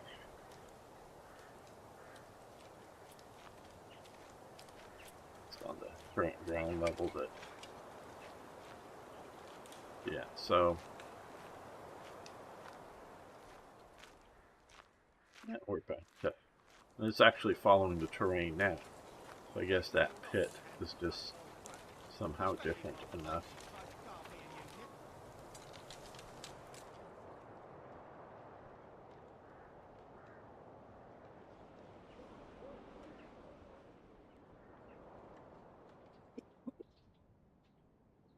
Yep. Going off. You do that in the Middle Ages, you'll either be killed for being a witch or thought to be some sort of saint. One of the two. Depends on how you play it.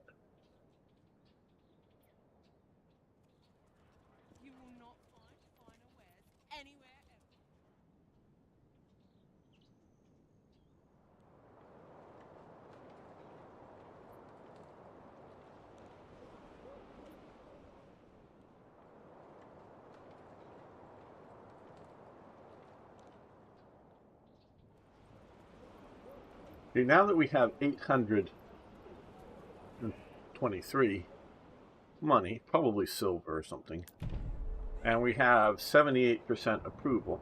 Been a little while since we've taxed, so we're going to tax just for like 1 month 10%. I believe it's 10% of that amount.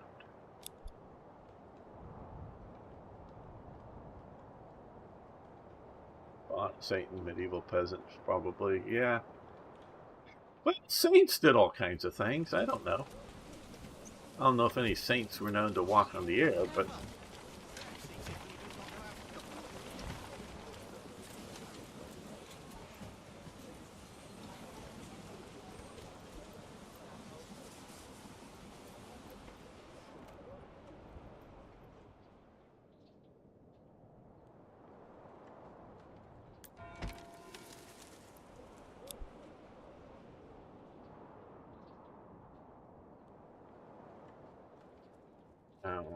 do we have any more stone over here? Oh, now we do. We have, okay, because we bought some. We'll need some more.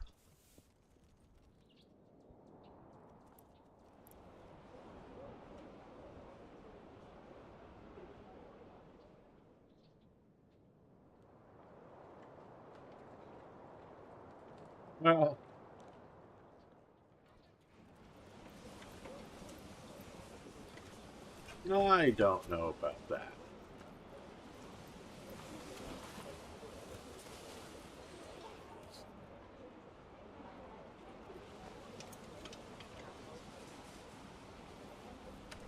I don't know how many saints necessarily did quote-unquote magic, if you will. Not being a Catholic, I don't have a good,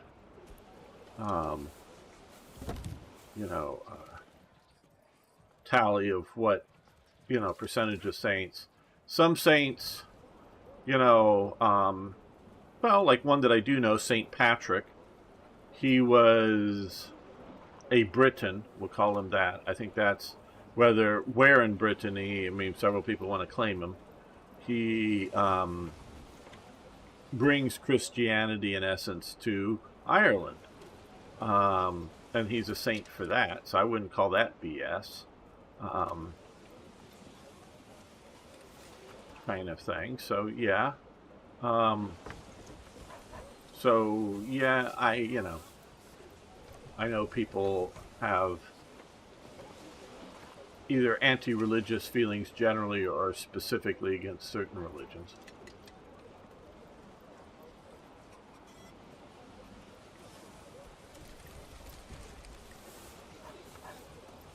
Yeah. Obviously a bunch of stuff is written after they're died, but I think it's pretty apparent that, St. Patrick brings Christianity to Ireland. And St. Columba basically brings Christianity to Scotland.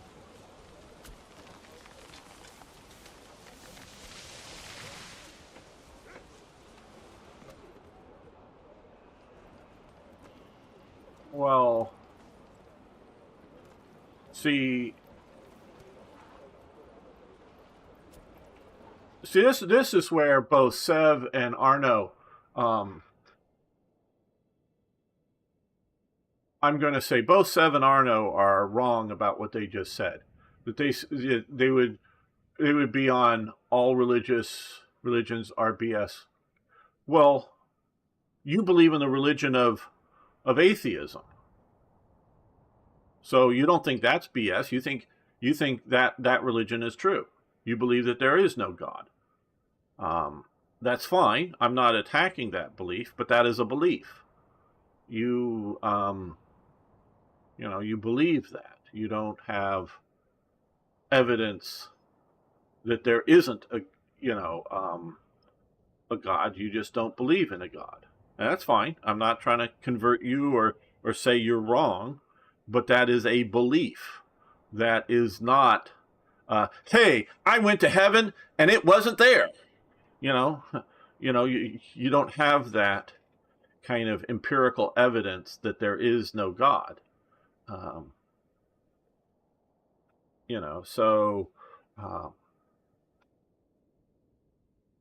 I believe in the Negro religion, okay. But yeah, and so this is changed my mind. Well, that's a different thing. And this is,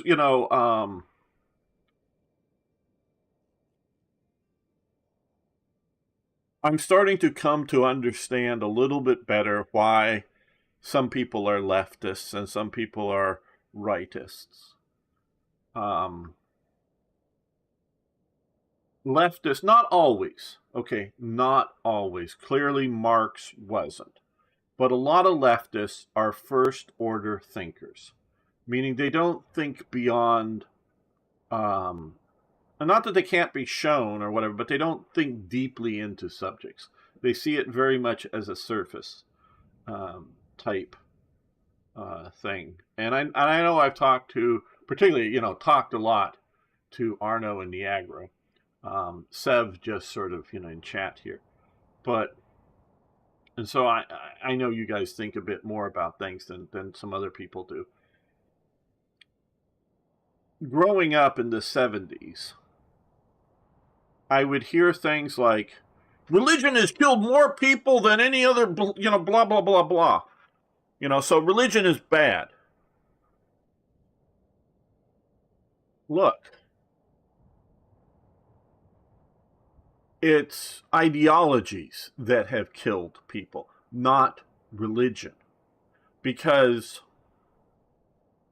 and religion is an ideology, it's a belief system, is what there's political ideologies, what forms of government should there be, or there's economic ideologies, capitalism and communism, or, that kind of thing. And then there's, belief systems about the why of life in the universe, whether it's a chemical accident or whether it's a God or some sort of divine. And I'm here especially with this because I have my own thoughts on religion, but I really don't have special knowledge or something to try to convince you to be one thing or not, to believe one thing or not. This isn't about, either attacking you or saying you should believe a particular way. That's not at all. On economies and on political structures, I have a lot more knowledge, and I will argue the point. But here, why you believe the motivating factor beyond life and all of that stuff,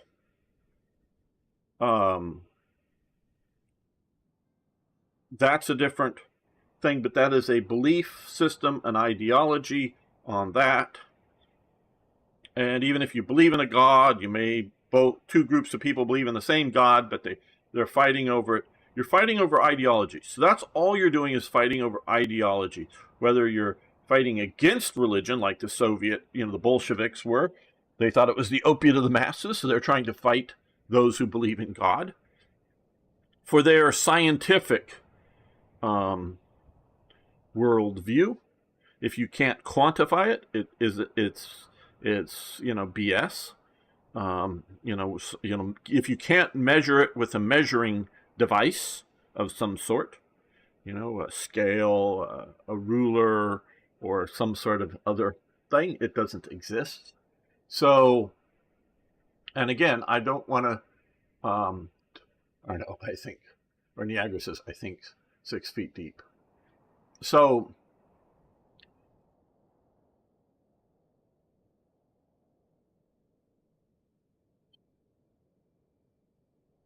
so we fight over belief systems, like again, or, over ideologies, and religion is just a type of ideology, and if we, want to distill it down to that, and that's, I think, fine to do so. And, with that as an understood, it's no more damaging to humanity than any other belief system that you're fighting over. Now, there's other reasons to fight. A friend of mine, he, I think, really is a first order thinker. He's well read, but I think because he prescribes most of humanity, including fighting, over greed. He which I think is often projection of people, is greed. Where I would say the reasons people go to war are ideology or security. And you might go, well, yeah, but we're attacking this other village to secure the iron deposits. That's greed. No, because maybe cheaper it would be to trade with this other region to get the iron, but we want to take it so that other third parties that are our potential enemies don't take it and freeze us out of it. So that, yes, it may be wanting to take a thing, land, a resource, or whatever, away from somebody. You may want to say, well, that's greed. No, again, because maybe if it's like a resource, like what does the land produce? Food. Maybe you have a gold mine over here that you can buy all the food you want, but your area doesn't have much food. And so if an enemy comes and shows up, and surrounds you, because they want the gold, maybe for greed or whatever, but you would be blocked from getting food. But if you take this land and be able to hold it, that's not, you're doing it for greed, you're doing it for strategic security. It's sort of like, yes, what Trump is talking about, particularly with Greenland. Good video I posted that somebody else made in our Discord server as to the strategical reasons coming, including threats from China and Russia, that if Europe, because Denmark can't, but if Europe doesn't step up and secure Greenland, it's going to take America to secure Greenland, but at great costs that Europe is either unable to, I don't think so, or unwilling, yes, I think so, to pay. So they're going like, well, America, you're going to have to protect Greenland, because if you don't, somebody else, Russia, China, whatever, will take it. So to you have to pay for defending us. So nani nunu. No, at some point, if you can't defend it, and of course Greenland can't defend itself. So if you can't pay, if you're unwilling to pay $1 billion a year to America to defend Greenland, or some amount of money, and America looks at, oh my God, if Russia were to move in there or whatever, we need to have security for various things, which would also secure Europe too. And this is where America and Americans are getting fed up. Yes, I'm jumping into modern controversies now. Are getting fed up paying for the defense of Europe, and we think we're being whether it's true or not, we think we're being shafted because Europe isn't paying for the defense, either giving us money to use us as sort of mercenaries, or paying for their own defense, as well as trade practices in which Canada, Mexico, of course China, but also Europe has massive trade deficits, meaning you sell a lot more stuff into America than you buy, in dollars worth than you buy. And that's fine. No one has to buy American goods or American resources. I'm not upset that Europe doesn't buy American resources. I'm just going, oh, well, we need to put on trade tariffs to balance that out, so that America will buy more things from America. And is that going to hurt Europe or Canada? Absolutely, because you've been getting a good free ride and you've not been defending yourself. So we're fed up with it. And so, like I say, on Greenland, if you're unwilling to or unable to defend Greenland, this thing talks about warming waters. So, I don't think we're going to have an ice-free polar cap in the summer. I don't think so. I know a lot of people do. Now, I do think the polar cap in summer will, the northern polar cap in the summer will shrink. Now, if we happen to notice, oh, sea level rise, I think Antarctica is correspondingly getting bigger. I think. But that's another thing. So, so the Greenland is a strategical position. It has strategical resources. And if those resources not just exploited by America, but America is, the beneficiary, meaning if you go, oh, this is public land and somebody's going to come in and mine, I don't know, cobalt or something out of a deposit, well, who's getting the residual payments for it? Not just that, well, it'll be the American Treasury and not somebody else's treasury. So, because I don't think Denmark or Greenland are saying, oh, hey, you get to come in and mine this for free. We won't tax you. We won't do anything, we won't, require payments for it. You just take all you want. No, nobody's saying that I hear. So yeah, I don't think it's American greed at all for Greenland.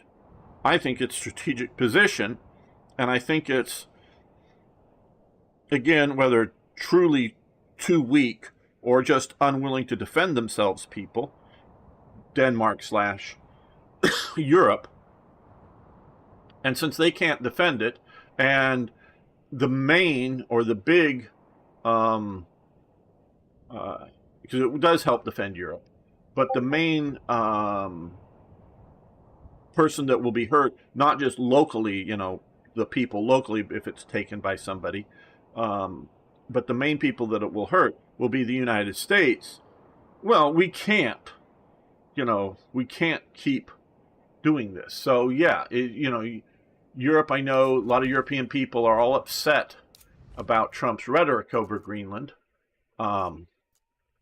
But, there is a practical reality. And I may not be explaining, again, if you want to, and I do recommend it, if you do want to, if you haven't already, check out the Discord server. And in the one thing I did, this is some I would say a neutral party on the subject of Greenland, at least, who did an analysis of what's going on there to look and see because Trump speaks in sound bites. He speaks to the average American person, uses terms like, the EU is just horrible, horrible. No, it's not. When he's talking about trade practices, he just speaks in these terms, and you got to understand that he does that kind of thing. So, yeah, so, let me check up. Hey, MMDB, how you doing? So go back up to chat here. Yeah, okay, back to the religious thing. I don't believe in a God, but I do believe that there are beings more advanced than us, aliens, like, you saying a very advanced species could be seen as a God. Absolutely, that's a quite possibility. Secular princes to religious pretexts to instigate wars for secular benefits. Yeah, I mean, all kinds of reasons for wars. Indeed, it is very likely that there's some super advanced aliens somewhat out there. I don't believe that there have ever been on planet Earth. Now, there are people, whether you believe it's God or not, there are people that believe that they visit the spirit world. I don't know whether they're just having something internally with their own mind or visiting a spirit world or not, but other kinds of things. Okay. About NATO Gamer, what do you think on the meeting between Trump and the NATO boss, Mark Rutte? Well, that was very interesting. Very interesting. Rutte, basically in an interview post his meeting with Trump, basically said, a TV interview with something, basically said, Ukraine, or the idea of Ukrainian membership in NATO is now completely off the table. So the head of NATO has agreed that, yeah, that's already, where no one is now pushing for the idea of Ukraine and NATO. And we're not talking like 500 years from now if NATO still exists. We're talking, within the next 10, 20, 30 years, Ukraine will not be part of NATO. So that is no longer a goal of NATO. He also acknowledged that there were serious security concerns, real world security concerns over Greenland going forward. So, if I remember correctly, not that he says that it should belong to America, but there are real concerns, which I take to mean he understands the American position on it, and that if, whether it's Denmark, whether it's an independent Greenland, maybe as joining NATO membership, but somebody other than the U.S., the U.S. may be the person who is putting some, manning and putting a missile interception system, that shoots down missiles or something, just because it's U.S. technology. Somebody else may need to pay for that, pay for the defense. And so that something needs to be worked out because of the changing global world, changing capabilities, so that is a real concern.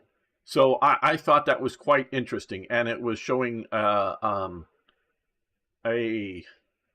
adult response to Trump's concerns, not a, oh my God, my hair's on fire response to Trump. He's crazy. No, it's like, okay, yes, there are real concerns with, NATO and Ukraine. There's real concerns with the security of Greenland.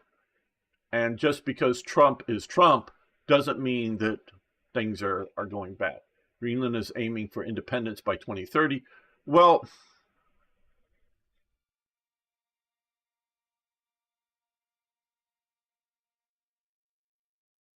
here's my estimation of that, Sev.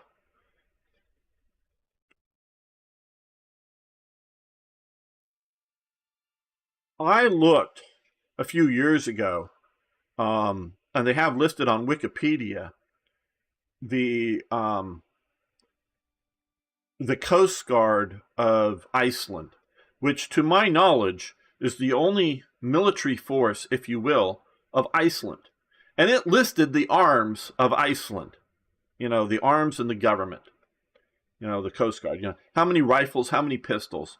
And I decided that realistically, if I were to get 300 friends together that were military soldiers,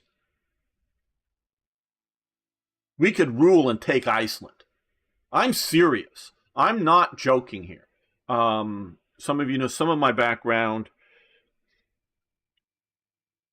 and it's, more practical than just somebody who sits and talks on their computer. No, I've not been in the U.S. Army, but, I do have a bit of a background.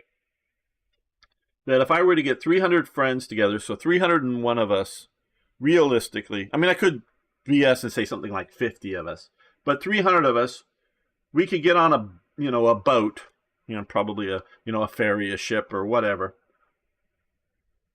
And because Iceland doesn't have an intelligence service, so unless I published it in the newspaper and somebody happened to read, hey, looking for mercenaries to help me conquer Iceland, to let them know that, that we're coming, if we do it somewhat covertly, just don't blast it out somewhere, we could show up and take over Iceland. And it'd be mine, I'm sure that, with the 300 guys, I can, collect taxes enough to keep those 300 guys who would like living in Iceland. We got to find guys who like, living in a colder environment. You know, you don't get people who are used to living in the tropics. You know, you got to get some people. And Iceland would be mine. I'm serious. Except that whether it's NATO or the U.S., they would stop me, okay? So Iceland is completely defenseless.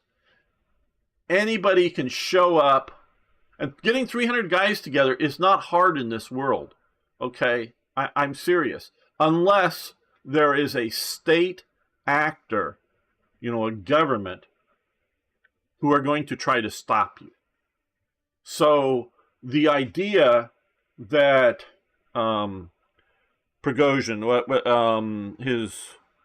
I know I'm not scrolled down, the Wagner Group. The Wagner Group can get 300 Russians together, put them on a you know, some sort of hired icebreaker ferry kind of whatever, not a huge big cargo ship, but some sort of thing, and sail to Greenland, and then show up in port and go, surprise! You're mine now. It's not that hard. So Iceland cannot defend itself, or is unwilling to defend itself. Now, yeah, obviously it's not going to have nuclear missiles built on its, you know, built out of its own capabilities, and going to have a, you know, an anti-nuclear missile shield of some sort that's built on, you know, truly built on its own capabilities. Yeah, I get that Iceland isn't going to, you know, build its own jets from scratch. You know, yeah, I get that.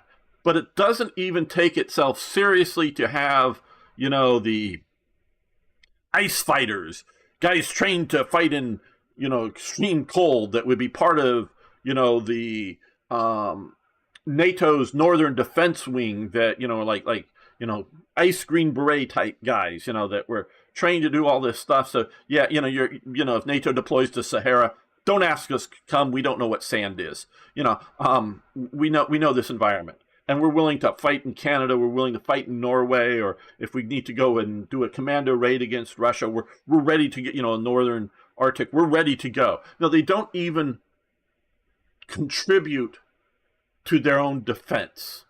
They don't contribute money to their own defense. They go, hey, we're here. If you don't defend us, it's going to suck for you. Ha ha. Okay, so they don't do this. They don't even contribute anything to their defense. What the fuck is Greenland going to do? And it's even more of an isolated community in that most of the, I think, because I've, you know, recently looked into it, I'm pretty sure most of the cities do not connect with each other on the land. They got to connect through the ocean, you know, through the sea. So if I wanted to become ruler of Nook, one of the cities there, the people in the other cities, they can't come and do anything to me if I have any sort of floaty boat that can sink their floaty boats, you know, some sort of armed trawler, you know, any sort of thing. I can just take it. Unless, of course, somebody wants to protect them. So there is no reason for an independent Greenland, okay? The only reason there would ever be an independent Greenland is the United States says it's independent. Not that Denmark says it's independent, because Denmark can't enforce its independence. The only people that can enforce Greenland's independence is America. And so here you have another, oh, we're independent, but the U.S. will have to defend us. If anything goes wrong, it'll hurt the U.S., so the U.S. strategic, no.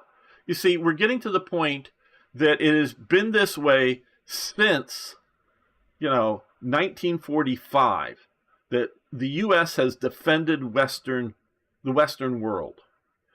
And, you know, before that, it was a power balance between Britain, France, Germany, Russia, the U.S., Japan. It was power balancing. And so a country like Denmark, who had Iceland and Greenland, well, one, they weren't that valuable because what good were they? You know, their resources were not effectively exploitable. Their positions, because air travel hadn't, you know, it was only briefly that air travel, you know, was basically during World War II and before the jet age that air travel was enough of a thing that you would want to use Iceland and or Greenland as intermediate stops. And then the jet age takes that away. So that they were of very little value. And so they didn't take a lot to defend. And, Denmark realized that it was probably also draining on their economy, but they couldn't defend their islands in the Caribbean, so they sold them, to my knowledge, without any political or military pressure, to my knowledge, to the United States. That's why you have the U.S. Virgin Islands down in the Caribbean, because we bought them from Denmark. They were happy, I think, with the amount that we offered, and they sold them. They could have sold them to the Dutch or to the French or to whoever. They sold it to the U.S. And so we're getting into a post, because the U.S. has drained away, and I talked about this last Sunday, has drained away so much of its resources. Everybody wants to sell their shit to the U.S. and not buy from the U.S. So we have been the cash cow. We have been whatever you want to call us for the last 80 years, and that era is coming to an end. And if Asia realizes this, if Europe doesn't realize this, well, too bad, because it can't. The good times that you don't have to pay for don't last forever. So, yeah, Greenland only would function as an independent state if the U.S. says so. Because if it gets its independence from Denmark, it doesn't become a NATO member until the U.S. says it's a NATO member. So when it's independent, the U.S. can, we can try to buy it from, Greenland. And I'll get to the rest of the chat here. I'm sure you guys are telling me how crazy I am. But we can just move in and take Greenland. Because it's now an independent country that cannot defend itself. And it should realize it. Yeah, so let me continue with the chat. So it'll be up for grabs if somebody wants to do it by force. Yes, we're getting to Sev. Yes, that's very true. Good thing that Denmark is in NATO, so it does not have to defend itself against an aggressor. Right, yes. And since we control NATO, we, the United States, it does what we tell it to do, ultimately. About those for Europe, tariffs, I think you means. What about Great Britain? They are not part of the European Union. Would Trump act on that, if I may ask? Yeah, Trump separates out Britain from the EU. He is trying to do different. If you noticed, he has been saying a lot of good things about Keir Starmer, while his vice president, not mentioning Keir Starmer so much by name, has been saying a lot of bad things about Keir Starmer. Because Keir Starmer, the Prime Minister of Great Britain, has been more or less doing what Trump wants. Because Trump will say, you're great. You're the greatest person on the planet. And the next day, you're the most horrible person on the planet. Same person. It's just, are you doing what Trump wants you to do? So, on the Chagos Islands, where Diego Garcia is, that deal is ended, basically. They just quite haven't officially announced it. And other things that Trump is doing good deals with Britain, so he's happy, but Trump is not happy, but he's letting J.D. Vance take the lead on, locking people up for memes and other things like that in Britain, the lack of freedom of speech. So Britain is getting a better trade deal and will get a better trade deal than the EU, as far as I know. Not to say that, this is one thing, that a few Canadians have come down and are having meetings with the U.S. over our quote-unquote trade war. But Trump, while they were in the U.S. but meeting with somebody else, Trump was asked, well, what about the steel tariffs and the general 25% tariff? Oh, no, those are staying, Trump's saying. Those are not negotiable. So the Canadians need, and I think are coming to the understanding that the basic level, like the 25% trade tariffs and whatever, they're just happening. That isn't negotiable. We can negotiate over whether they will go to 50 or 100 or 200%, depending on what Canada will do, or whatever. But trade tariffs are coming no matter what. Now, I think Taiwan has gotten or is going to potentially get, because he's sort of waiting till like October, or no, not October, April 2nd, just not to do it on April the 1st. April 2nd, I think Taiwan's getting a 10% tariff on, things coming in, where China, the CCP is getting a 25%. So Taiwan, our friend, and we're calling them our friend, and they're our puppets because they wouldn't exist without U.S. protection, because China has said, and if you've seen the new invasion barge video that China has leaked, China leaked it, trust me, invasion barges landing, China will invade Taiwan as soon as it's no longer under American protection. So Taiwan is an American puppet, or it won't exist. So it can't go into, we're pissing off America in any way, shape, or form. And so they're just going to have to smile and like that they're having a trade tariff and just hope it's less than, the CCP's, which I think it's going to be trade tariff. But there will be a trade tariff because he's, the CHIPS Act that the Biden administration did to say, because TSMC was, hey, well, how much money will you give us to make a factory in the U.S.? So the U.S. is basically paying TSMC, I believe, maybe not all of the cost, but a large cost to make a huge factory in Arizona. I think that CHIPS Act may get revoked and not pay all the money that was initially promised. But that's an act.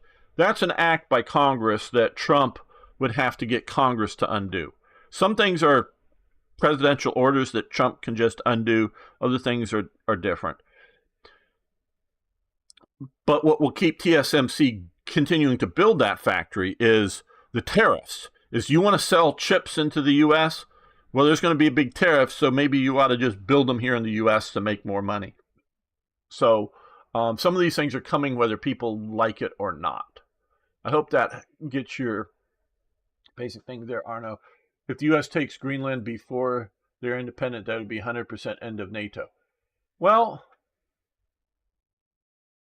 maybe. But notice, Sev, what Trump has said. He has said he won't rule out military force. You know why he won't rule out military force? Because he's not stupid. He won't rule anything out. Doesn't mean that he's planning on invading Iceland or Greenland or Canada. But he's going to go, well, why would I say I won't attack on the left flank, enemy. I'll only attack you on the right. Oh, you sure? Yeah, I promise I'll never attack you on the left flank. So they move all their forces to the right flank. Trump is just simply not being an idiot by not ruling out something. Because what if there was tomorrow, while Greenland is part of Denmark, there breaks out a civil war between the Inuit peoples and the Danish peoples, Europeans, whatever you want to call them, of Greenland. And they start killing each other. What if that were to break out tomorrow? I know it's not likely, but what if it were break out? Well, the U.S. may decide to militarily invade to calm the situation down. So what if? What Trump has also said, he's going to leave it up to the Greenland people. Now, there's been there's a bunch of parties. There's been the two parties that sort of kind of won the election, got big votes, are pro-independence parties. Now, they say that they're for independence, fine. But Trump will make an offer at some point. because this wasn't a plebiscite. This was just a vote for the people. They'll probably need to do a plebiscite. Trump will make an offer if it happens within the next, 3.5 years. And say something like, well, hey, we'll buy Greenland from the Greenlanders. We'll, give everybody, say, $200,000. You get to keep all your actual property. We're just talking buying the government property. We'll give you $200,000 to every single Greenlander. So you know what? If you're tired of the cold and you want to sell your house that's probably worth just a few $1,000s or whatever, you can sell that and move to Alaska where it's only half as freezing. It is actually green some time of the year. Or you could move all the way down to Miami. $200,000 won't buy you much in Miami, but still, you can move there. And he may make an offer like that if they join, not a threat offer, but an offer that maybe the people of Greenland, if they go in and vote for the plebiscite, would do so. So Trump and his business practices are the big ask. Ask big, settle for something else. So, yes. Even sane people start to hear and experience hallucinations if placed in a dark room. Yes, Sev, yeah. I understand what you're saying, and I figured that it has less stable chemistry, could see aliens during the daytime. Yeah, the YouTuber, What If Alt Hist? Very good YouTuber. He, a while ago, looked at some books, he's read some books.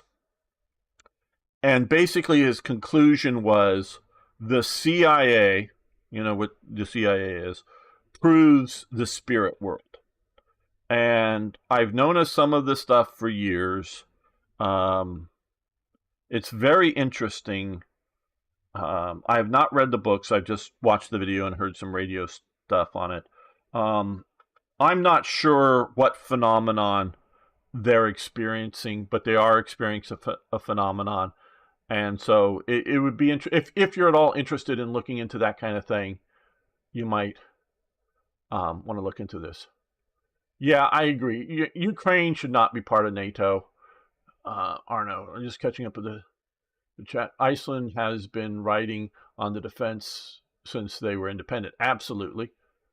As far as I know, Ukraine can't even be admitted to NATO as long as it is part of occupied. Yes. Oh, well, yes. NATO, you have to be at peace, as far as I know. And again, I don't know all of the stuff. Obviously, you have to get a majority of the members, of course, also the U.S. approval, because U.S. has veto power, if you will. But a majority of the members, don't know how big of a majority of the members, to approve adding you to NATO. You must be at peace. So obviously being occupied is not it. But if you were to, say, redraw the borders tomorrow officially of Ukraine to all parts non-occupied by Russia and have them, Russia and Ukraine, sign a peace treaty, that in theory could bring what is left of Ukraine into NATO. But NATO, the chief of NATO, the U.S., have all agreed now that NATO membership at any reasonable point in the future, not just tomorrow while they're at war, but 2 years from now, after the peace has been signed and borders agreed upon, etc., NATO still won't become part of, or Ukraine won't become part of NATO. That's my understanding of what that. So hard to check. Iceland does have guns on civilians, so even if they don't have an army, the takeover would not be a cakewalk if the civilian population decides to resist. You think they would resist? You really think they would resist?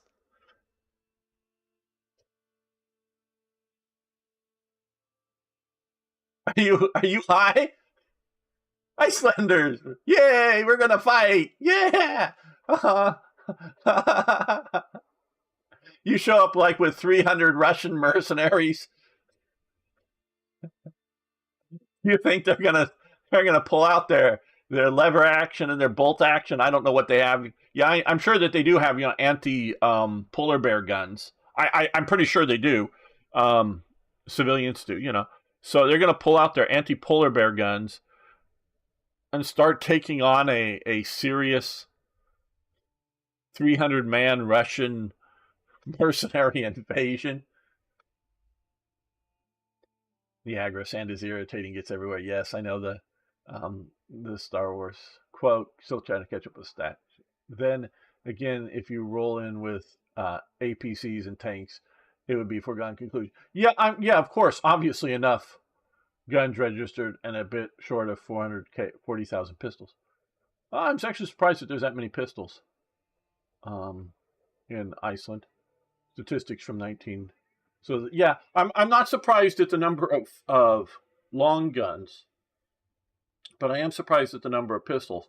But I'm talking, people, toughened soldiers fighting as a unit. Now, if Iceland had a standing militia, equivalent of a National Guard, in which they actually got together, even with their own private weapons, and trained as units, and did, they don't have to be like good, like special forces troops, but just sort of kind of know that, hey, I'm in the 2nd Volunteer Battalion, 3rd Company, 1st Platoon, kind of thing, and Sven down the block is my, sergeant, and 3 blocks over is what's another, Hans is my lieutenant, all in the militia, and all those titles are bullshit in regular days, but, once a month on that, one day we get together and form up and do some bullshit training. Yeah, if they had anything like that, I would agree, but they don't even have that. And I don't see people, Finland, on the other hand, roughly registered weapons. The vast majority are hunting weapons. One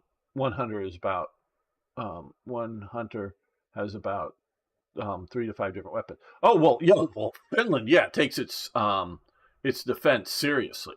Finland does. With our 1.5. Okay, so Stev is Finnish, I'm guessing here. I don't know if I ever knew that before. No.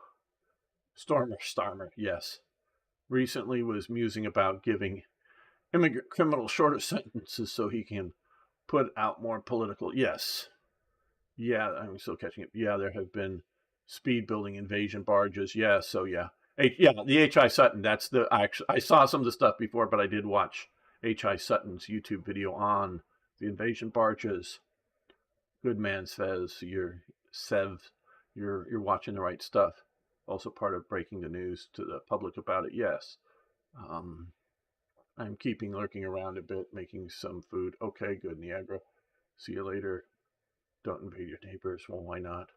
So, yeah, and so, how do I put this?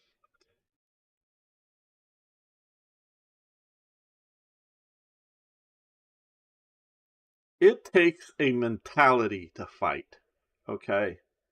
This is why I'm sure, because I'm out of touch with modern day Army. We do have a few current serving modern day Army guys that are around the forum or whatever, or the Discord server, current serving, not just in the past. But I know in the past, just because I don't know what the fucking modern U.S. Army has been doing the last few years.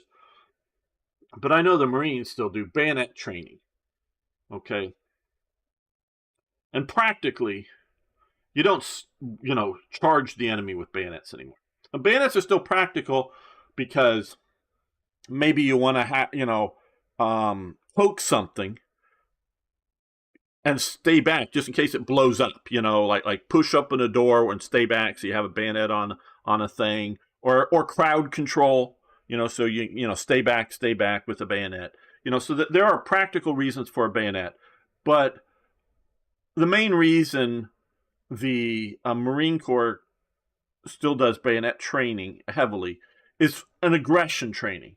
So it's an aggression. It's a nationalistic, the idea that we'll die for our independence. It's, Switzerland, that they train up their militia armies because it's basic. I mean, there are full-time soldiers, and career soldiers, that they do the 20 or 30 years and full-time in the army. But most of it's a militia army.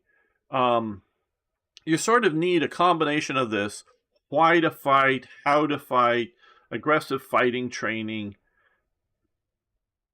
And yeah, maybe 300 is too few to occupy Greenland effectively, because you'd have to spread out and around and whatever.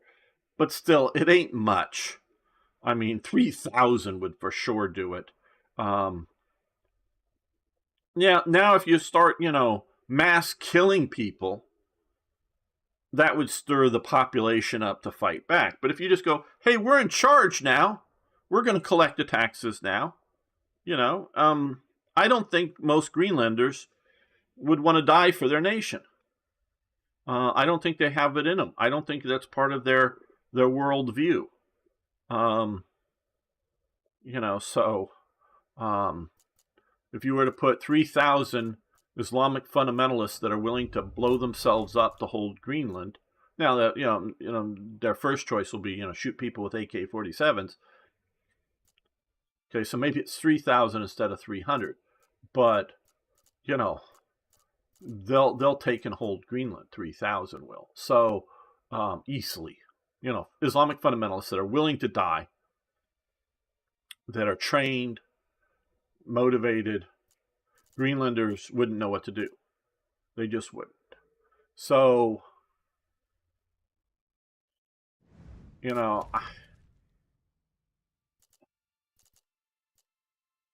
I know America is being made out to be the bad guy in all of this stuff. Like America would invade Canada, or America would invade Greenland. Well,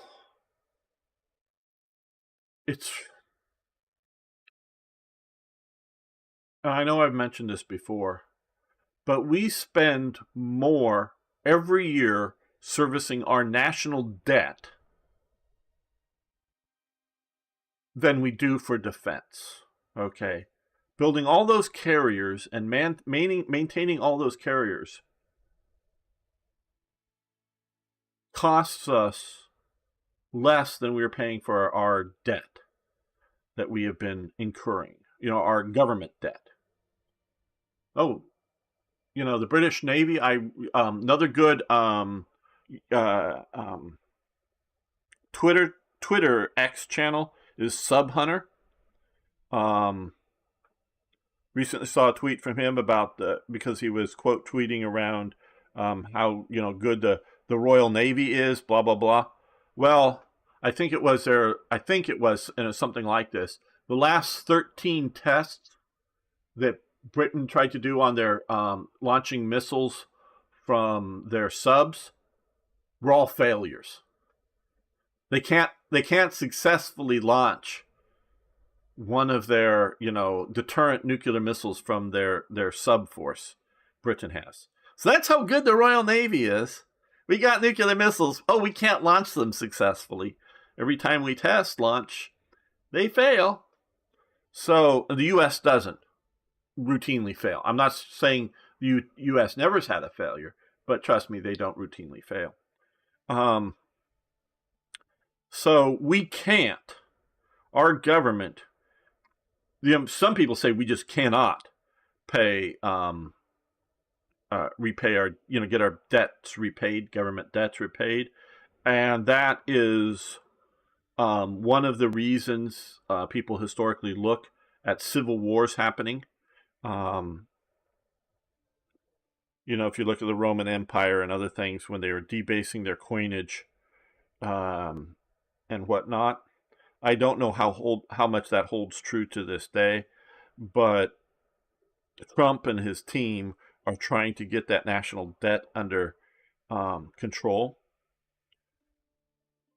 But with that knowledge and the way economics works as I understand it, the U.S. will economically, functionally collapse, and the dollar will become worthless.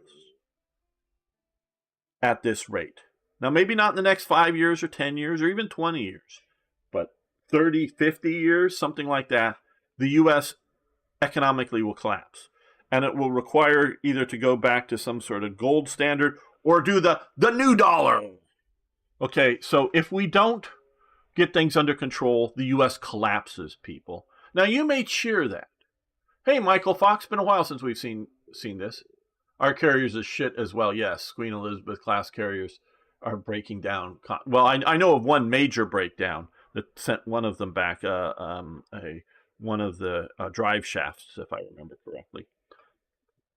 You know, and I do have respect even to this day for the Royal Navy, but my understanding is you have more admirals in the Royal Navy than you have ships in the Royal Navy, which is pathetic. Why have so many admirals? What are they needed for? So, like I say, in my opinion, the U.S. is heading towards collapse. We cannot. Mark Felton had a funny video about the insane amount of admirals in comparison to the ships. Yes. Yo, I know. Yeah. Oh, yeah. No, I watch Mark Felton too. I don't always agree with all of his conclusions, but he does some really good videos. And so, yeah, so the world, you know, it's exhaustion.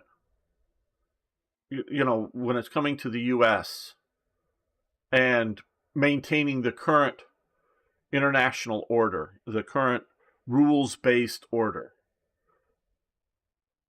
And the U.S., like I say, because of our national governmental debt, literally cannot maintain it. It's just no way we can continue to do it. And Europe cannot maintain their current system and pay for proper military, meaning their welfare states are so big that they cannot, and I'm not even talking about with the immigrants, I'm just talking about with their native-born, ethnic-centric peoples, you know, Germans in Germany, Britons in Britain, those types of people. They cannot maintain their social welfare state that they have, as far as I understand. My understanding of economics could be all wrong, but my understanding of economics, they cannot maintain their current welfare state and effectively pay for modern defenses. So the U.S. can't continue to defend everywhere, because it's not just Europe. It's places like Korea, places like Japan, Taiwan, Philippines, even getting into places like Vietnam, which is our sort of friend-enemy, and they're still communists, but they're starting to love us, meaning you can show up in Vietnam and wander around, you know, villages and towns that the U.S. bombed all out with, you know, American flags, and they won't throw stones at you and maybe even come up and be nice to you, you know. So, you know, it's not just, you know, I have more problems with them still being, I know it's just official, well, they're still doing a lot of communist practices, but they're still the communists. Now, I don't have problems with them being Vietnamese. I have a problem with them being communist. And being Vietnamese doesn't necessarily mean that they got to be democratic in the Jeffersonian style of democracy, you know, the American democracy style. They can be something of an authoritarian government, because that's, I think, just in the nature of Asian societies. It's more the communists that I still have a problem with. But on a geopolitical, because I've been following some Vietnam Twitter accounts, and they have looking bright, new, shiny M113s that they captured in 1975, and they've been maintaining them all this time, and maintaining American artillery that they captured and other stuff that they captured. And they have factories that are, if you want to call them factories, but that maintain these vehicles. You know, that they show inside the factories. They're not building new ones, but they're building components and parts for some of these artillery pieces and M113s, and they proudly show off at how well their PT-76s, you know, the either the Chinese versions or the Soviet versions work well with the M113s, and one of the account, one of these accounts that covers this, said that these worked really well together, invading or fighting the. I don't know. I don't remember if he said Khmer Rouge or in Cambodia, and I sort of. Sort of copy and paste and sort of used his words because he's posting in English, slightly off, not bad English, but slightly off. But use that and remove the PT-76. They also worked very well against the VC and the NVA. And he comes back, well, I forget exactly, but well, sort of or whatever, because that they lost. But yeah, so interacting with some of these people in a friendly but sort of pokey manner. He didn't block me.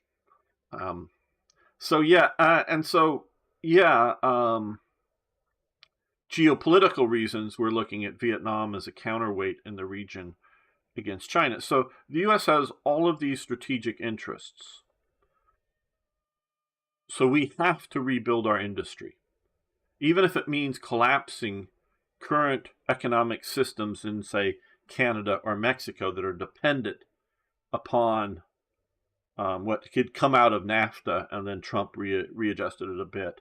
The North American Free Trade Agreement, which never really was a free trade agreement, because Canada always had tariffs on U.S. agricultural products and other products specifically carved out. I don't know all of them, but some of them, including things like 200% tariffs on dairy and other crazy stuff like that, that they were allowed to keep.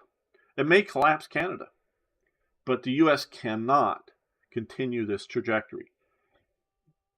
So I think, and it definitely starts, I'm not trying to blame the Democrats, because it definitely starts under Bush, the Republicans.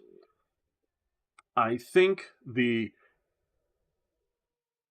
have to retrench or retract from our greatest expansion, which really started under Bush, in places like Afghanistan and Iraq, and occupying.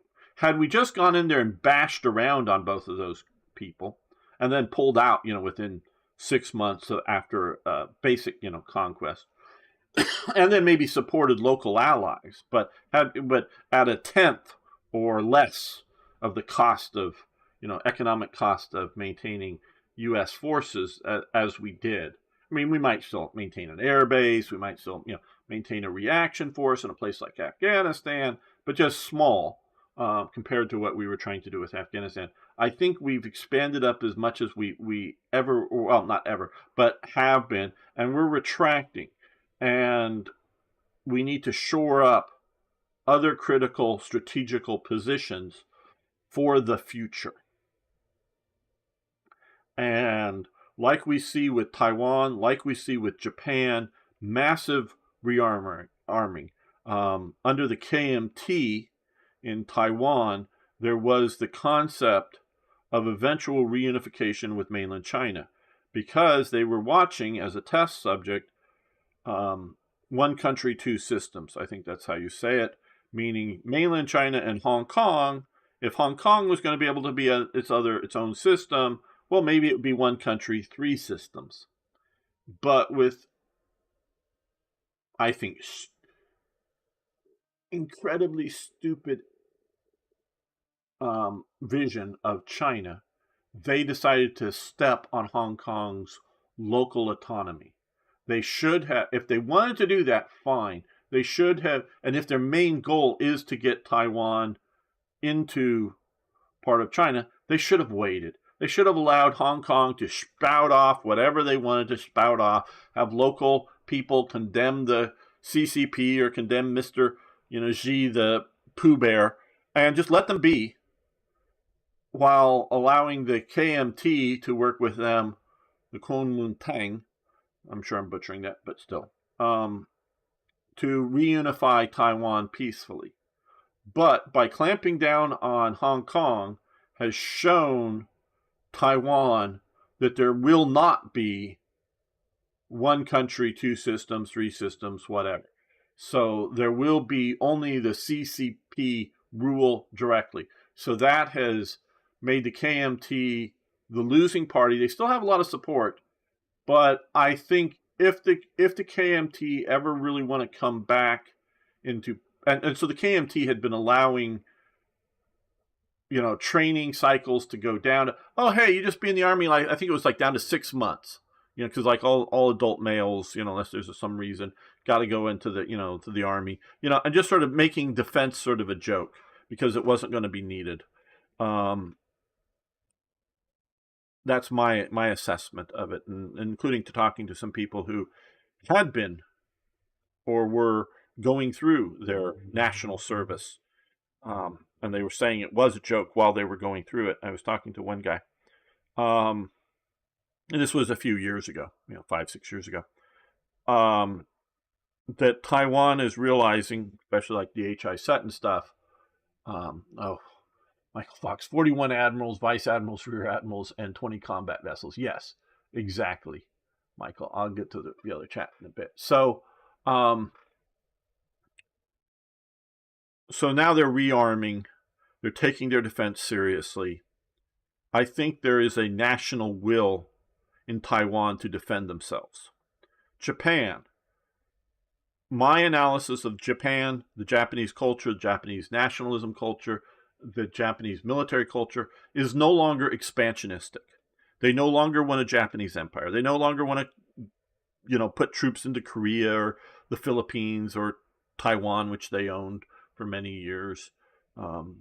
About a good chunk, maybe even 60% of the soldiers that invaded the Philippines, the beginning of America's World War II, that the actual invasion troops were Taiwanese.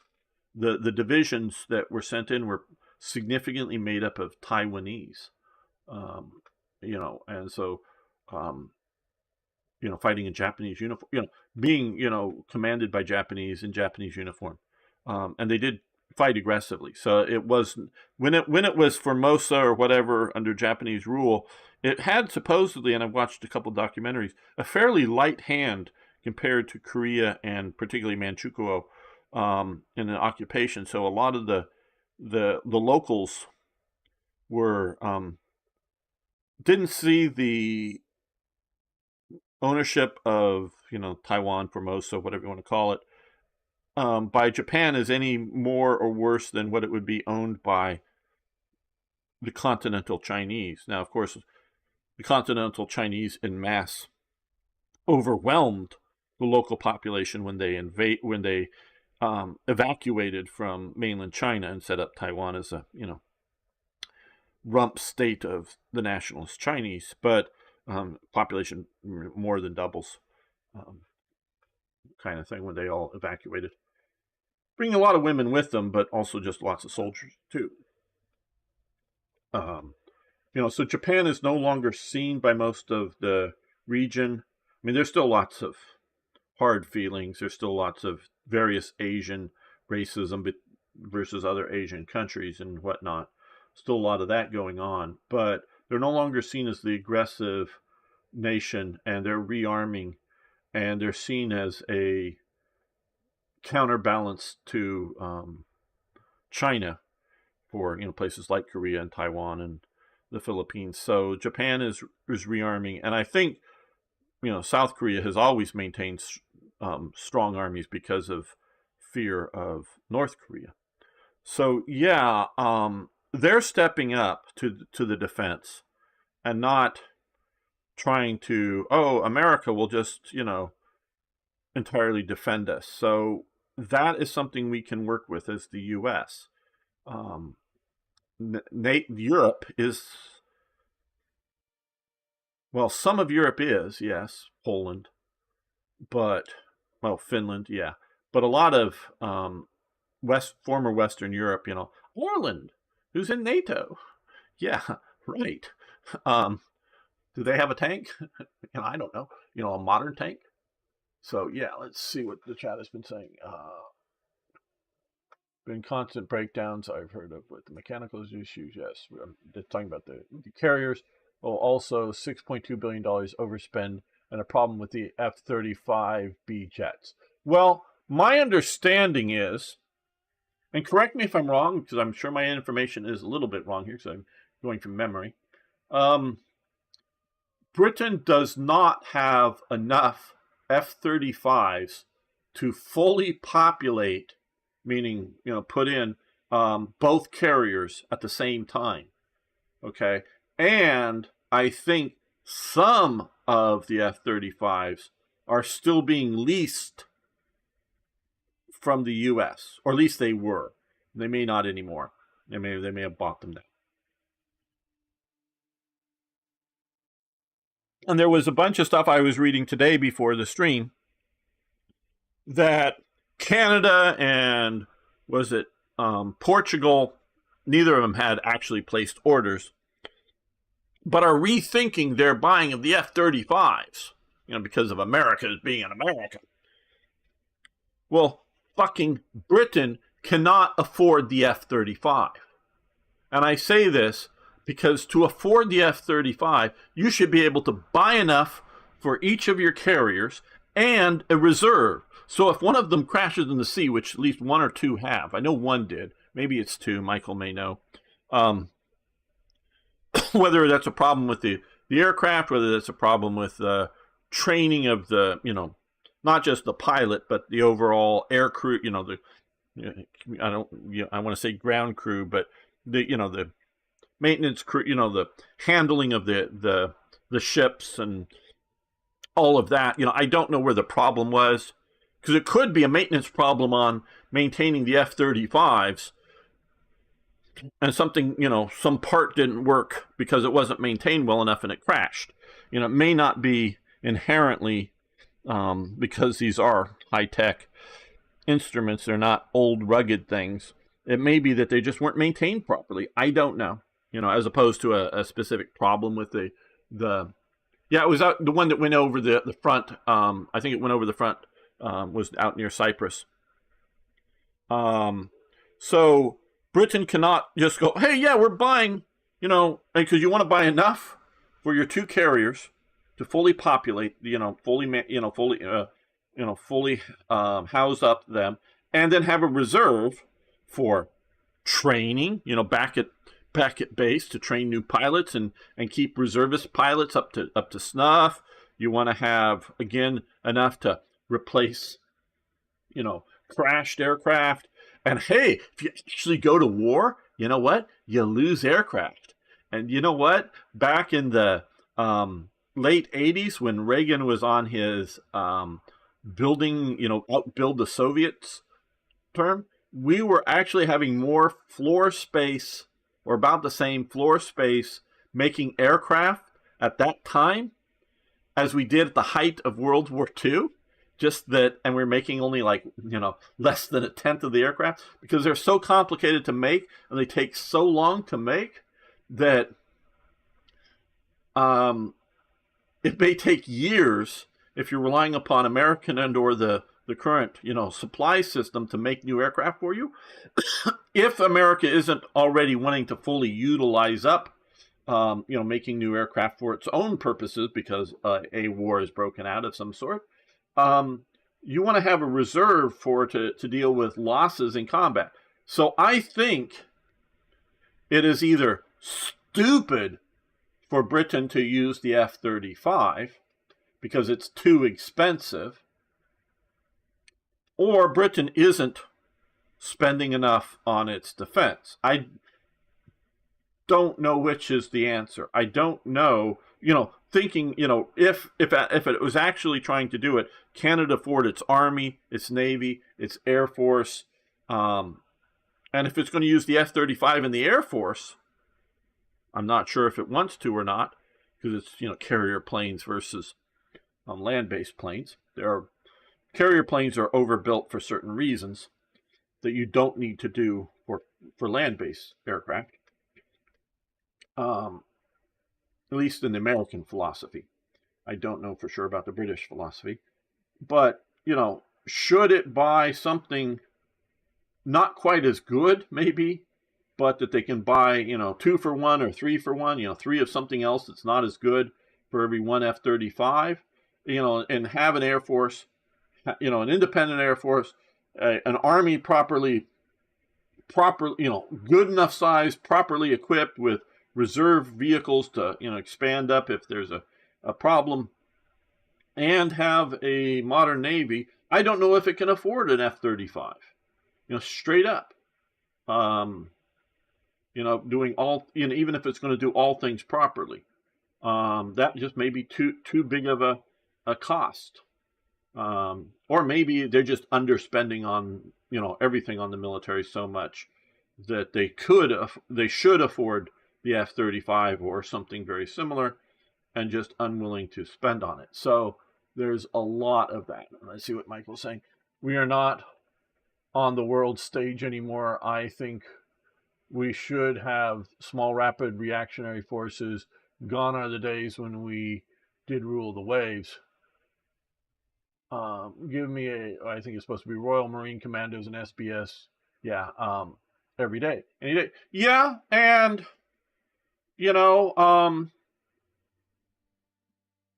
I'm going to seriously ask you, Michael. Would you be upset?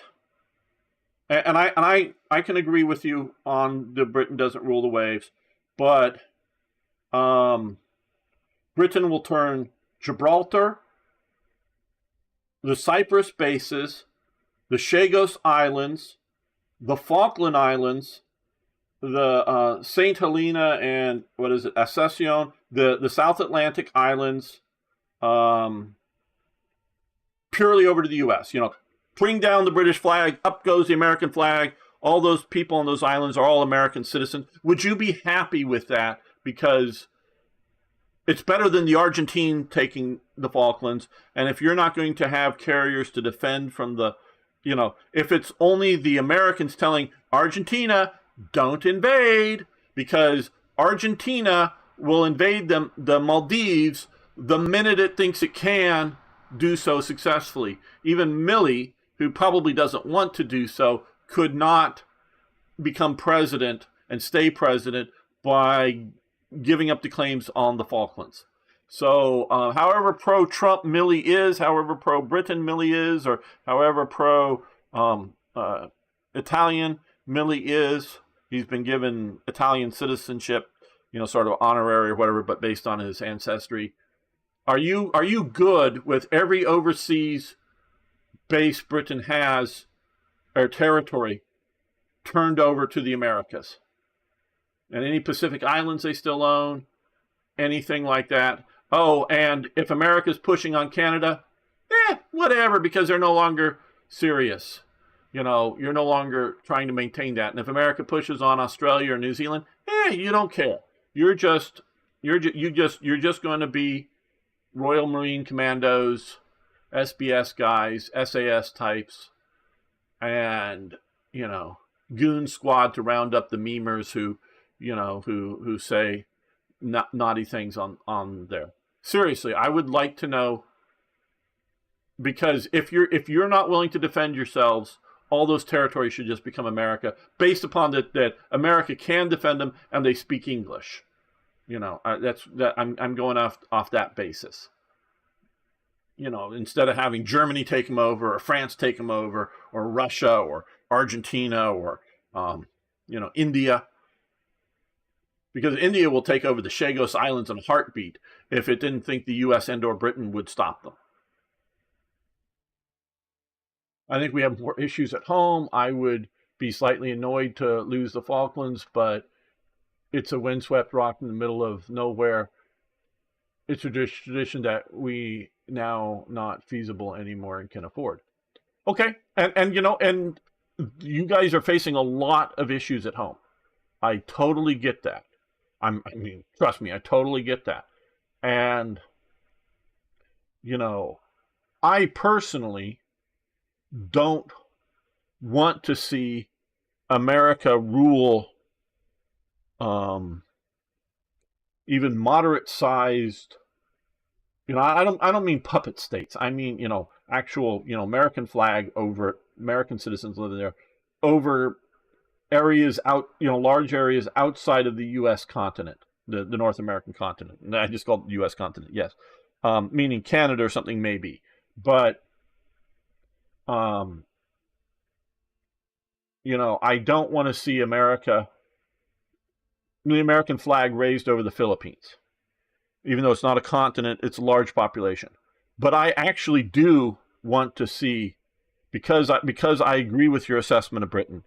I do want to see places like the Falklands, places like the little islands around, places like the former Japanese and or former German islands in the Pacific that have micro populations. We're talking the Marshall Islands and other little islands like that just cannot not they can't economically support themselves.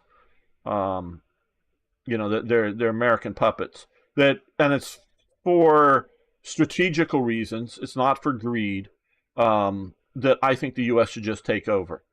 So I would take over, like I say, Diego Garcia and the other islands around there, the Chagos, because if the U.S. doesn't, India would allow the U.S. to do that and be happy with it because it's such a small holding and that might be very useful to India. But India would have a heart attack if, say, one of those other Chagos islands, if they became part of Mauritius, that then gets leased to China to put a base on there or something like that. And so would the U.S. So taking some, small territories with small populations, I am personally in favor of. It's like I am very much in favor of returning the canal zone, to the Panama Canal Zone to the U.S., complete sovereignty to the U.S. I'm not in favor of trying to take over all of Panama.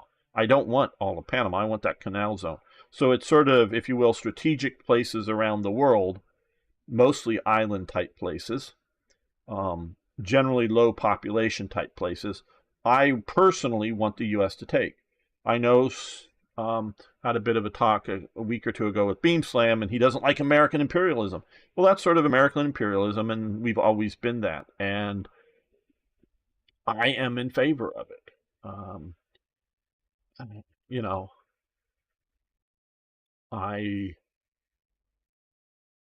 Yeah,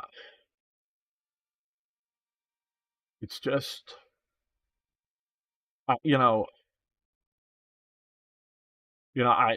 reason I want places like those Marshall Islands and some of the other islands out in the Pacific is I want to be able to ban, and I'm not talking like necessarily, unless we were to go into some sort of, if a country like New Zealand or Australia wanted to join, they actually wanted to join the United States and become, North New Zealand and South New Zealand is a state, two states, and Australia wanted to, some of their territories are so underpopulated they wouldn't, they'd just be territories. But if they wanted to become part of the United States, sure.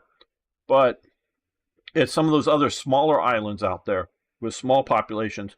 I want to be able to keep, large exclusive economic zones to keep Chinese fishing fleets out, which also means spy fleets, which also means possible invasion, which means, not only, those fishing fleets overly fish the region and they dump so much garbage off their ships that they pollute, for reasons like that. It's not out of greed, at least I don't think it's out of greed. I want to control a lot of these strategic points and then find good partnerships with nations like Japan or the Philippines or Taiwan that we can work together with. That's what I want to see. And it's a reordering in the world. And that's where I want to see it. And however much Spain doesn't like Gibraltar allows a maritime nation like the United States wants to be again strategical points. Because I still remember when a terrorist group supported by Muammar Gaddafi plants a bomb in a discotheque in Berlin that kills American soldiers, and then Reagan decides to bomb Gaddafi, an attempt to actually kill Gaddafi, but they miss him. But bomb Libya, that France, a NATO member, denied us the right to fly over France because the F-111s that were going to do the mission were based out of Britain. And I think if I remember correctly, one of the F-111s, I think on the way home, crashed. I think all the pilots were, the air crew was fine. I think there's 2 men in the aircraft. I think we're fine. But that would not have crashed because had they been able to fly direct. And so you've had recently a ship that possibly was carrying like munitions to Israel, an American flag ship sailing from the U.S. to Israel that was going to stop in Spain for refueling or whatever, was denied by the Spanish authorities because it was possibly, and they may have known, but I'm just not sure, carrying munitions to Israel, an American ally.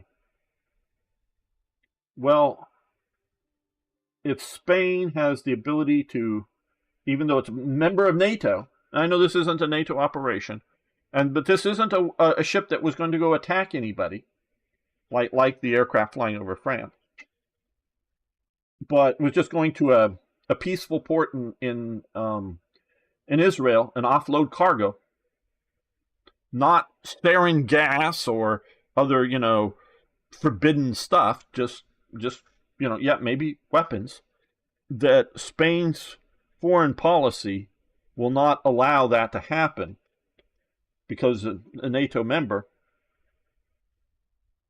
And I think this was during the Biden administration. Pretty sure it was. So this wasn't like an anti-Trump move or Trump's being belligerent. No, this was under the Biden administration. Won't allow that to happen. Well, that tells me the U.S. needs something like Gibraltar, something like not ruling Cyprus, but the both naval and air bases in Cyprus that sort of protect, the Cyprus from Turkey. I know Poland recently, Turkey should be in the EU.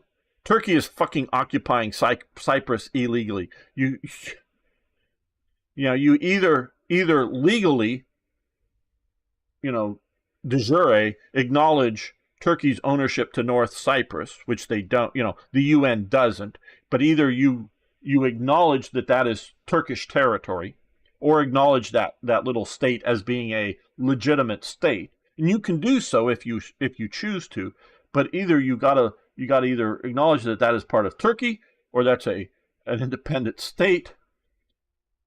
Without doing that, how can you possibly bring Turkey into the EU? I just, because that is under, again, you can change the status of the territory, officially through the UN, etc., or just acknowledge, the majority of EU members acknowledges that, hey, that's Turkish territory, fine, yeah, it's no longer Cyprus territory, fine. Without going through that step, how can you bring in Turkey into the EU legitimately? I don't get that.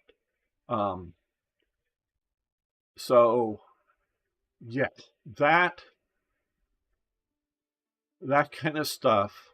And so the only thing that's protecting really the rest of Cyprus is, of course, those British bases. And so things like that are very much part of America's defense strategy. And I honestly think the only reason Britain has kept the Cyprus bases, not Gibraltar, but the Cyprus bases and some of the other stuff, is because of American, defense needs. And if you want to give up the fiction that they're British, that's fine with me. But they'll be very useful. And I think the Cypriots, those living in the South, would welcome would be, you're changing flags? Cool. I mean, because I'm pretty sure that it's overwhelmingly popular that the British naval and air bases exist there in Cyprus. I'm sure you'll always find somebody who will complain, but I think it's overwhelmingly popular that they're there. So that if they were the U.S., I don't think they'd have a serious problem. So yeah. Okay, guys. Well, thanks for listening to my rants. Hope the gameplay earlier was fun. I should be back tomorrow for War Thunder. We may talk about things. I do like that Dino shows up. He brings a very interesting perspective to topics, both current and older. You know, Bismarck and whatnot. But yes, 50% rant, 50% gameplay. Like you, yeah. Hey, I mean, yeah. If all you were here was for gameplay, you're at the wrong stream. But thanks, Sev. I really do like all you guys, even when you disagree with me. It's fun. If everyone just was like, "Yeah, gamer, you're right about everything," that'd be boring. But yeah, so thanks everyone. See you next time.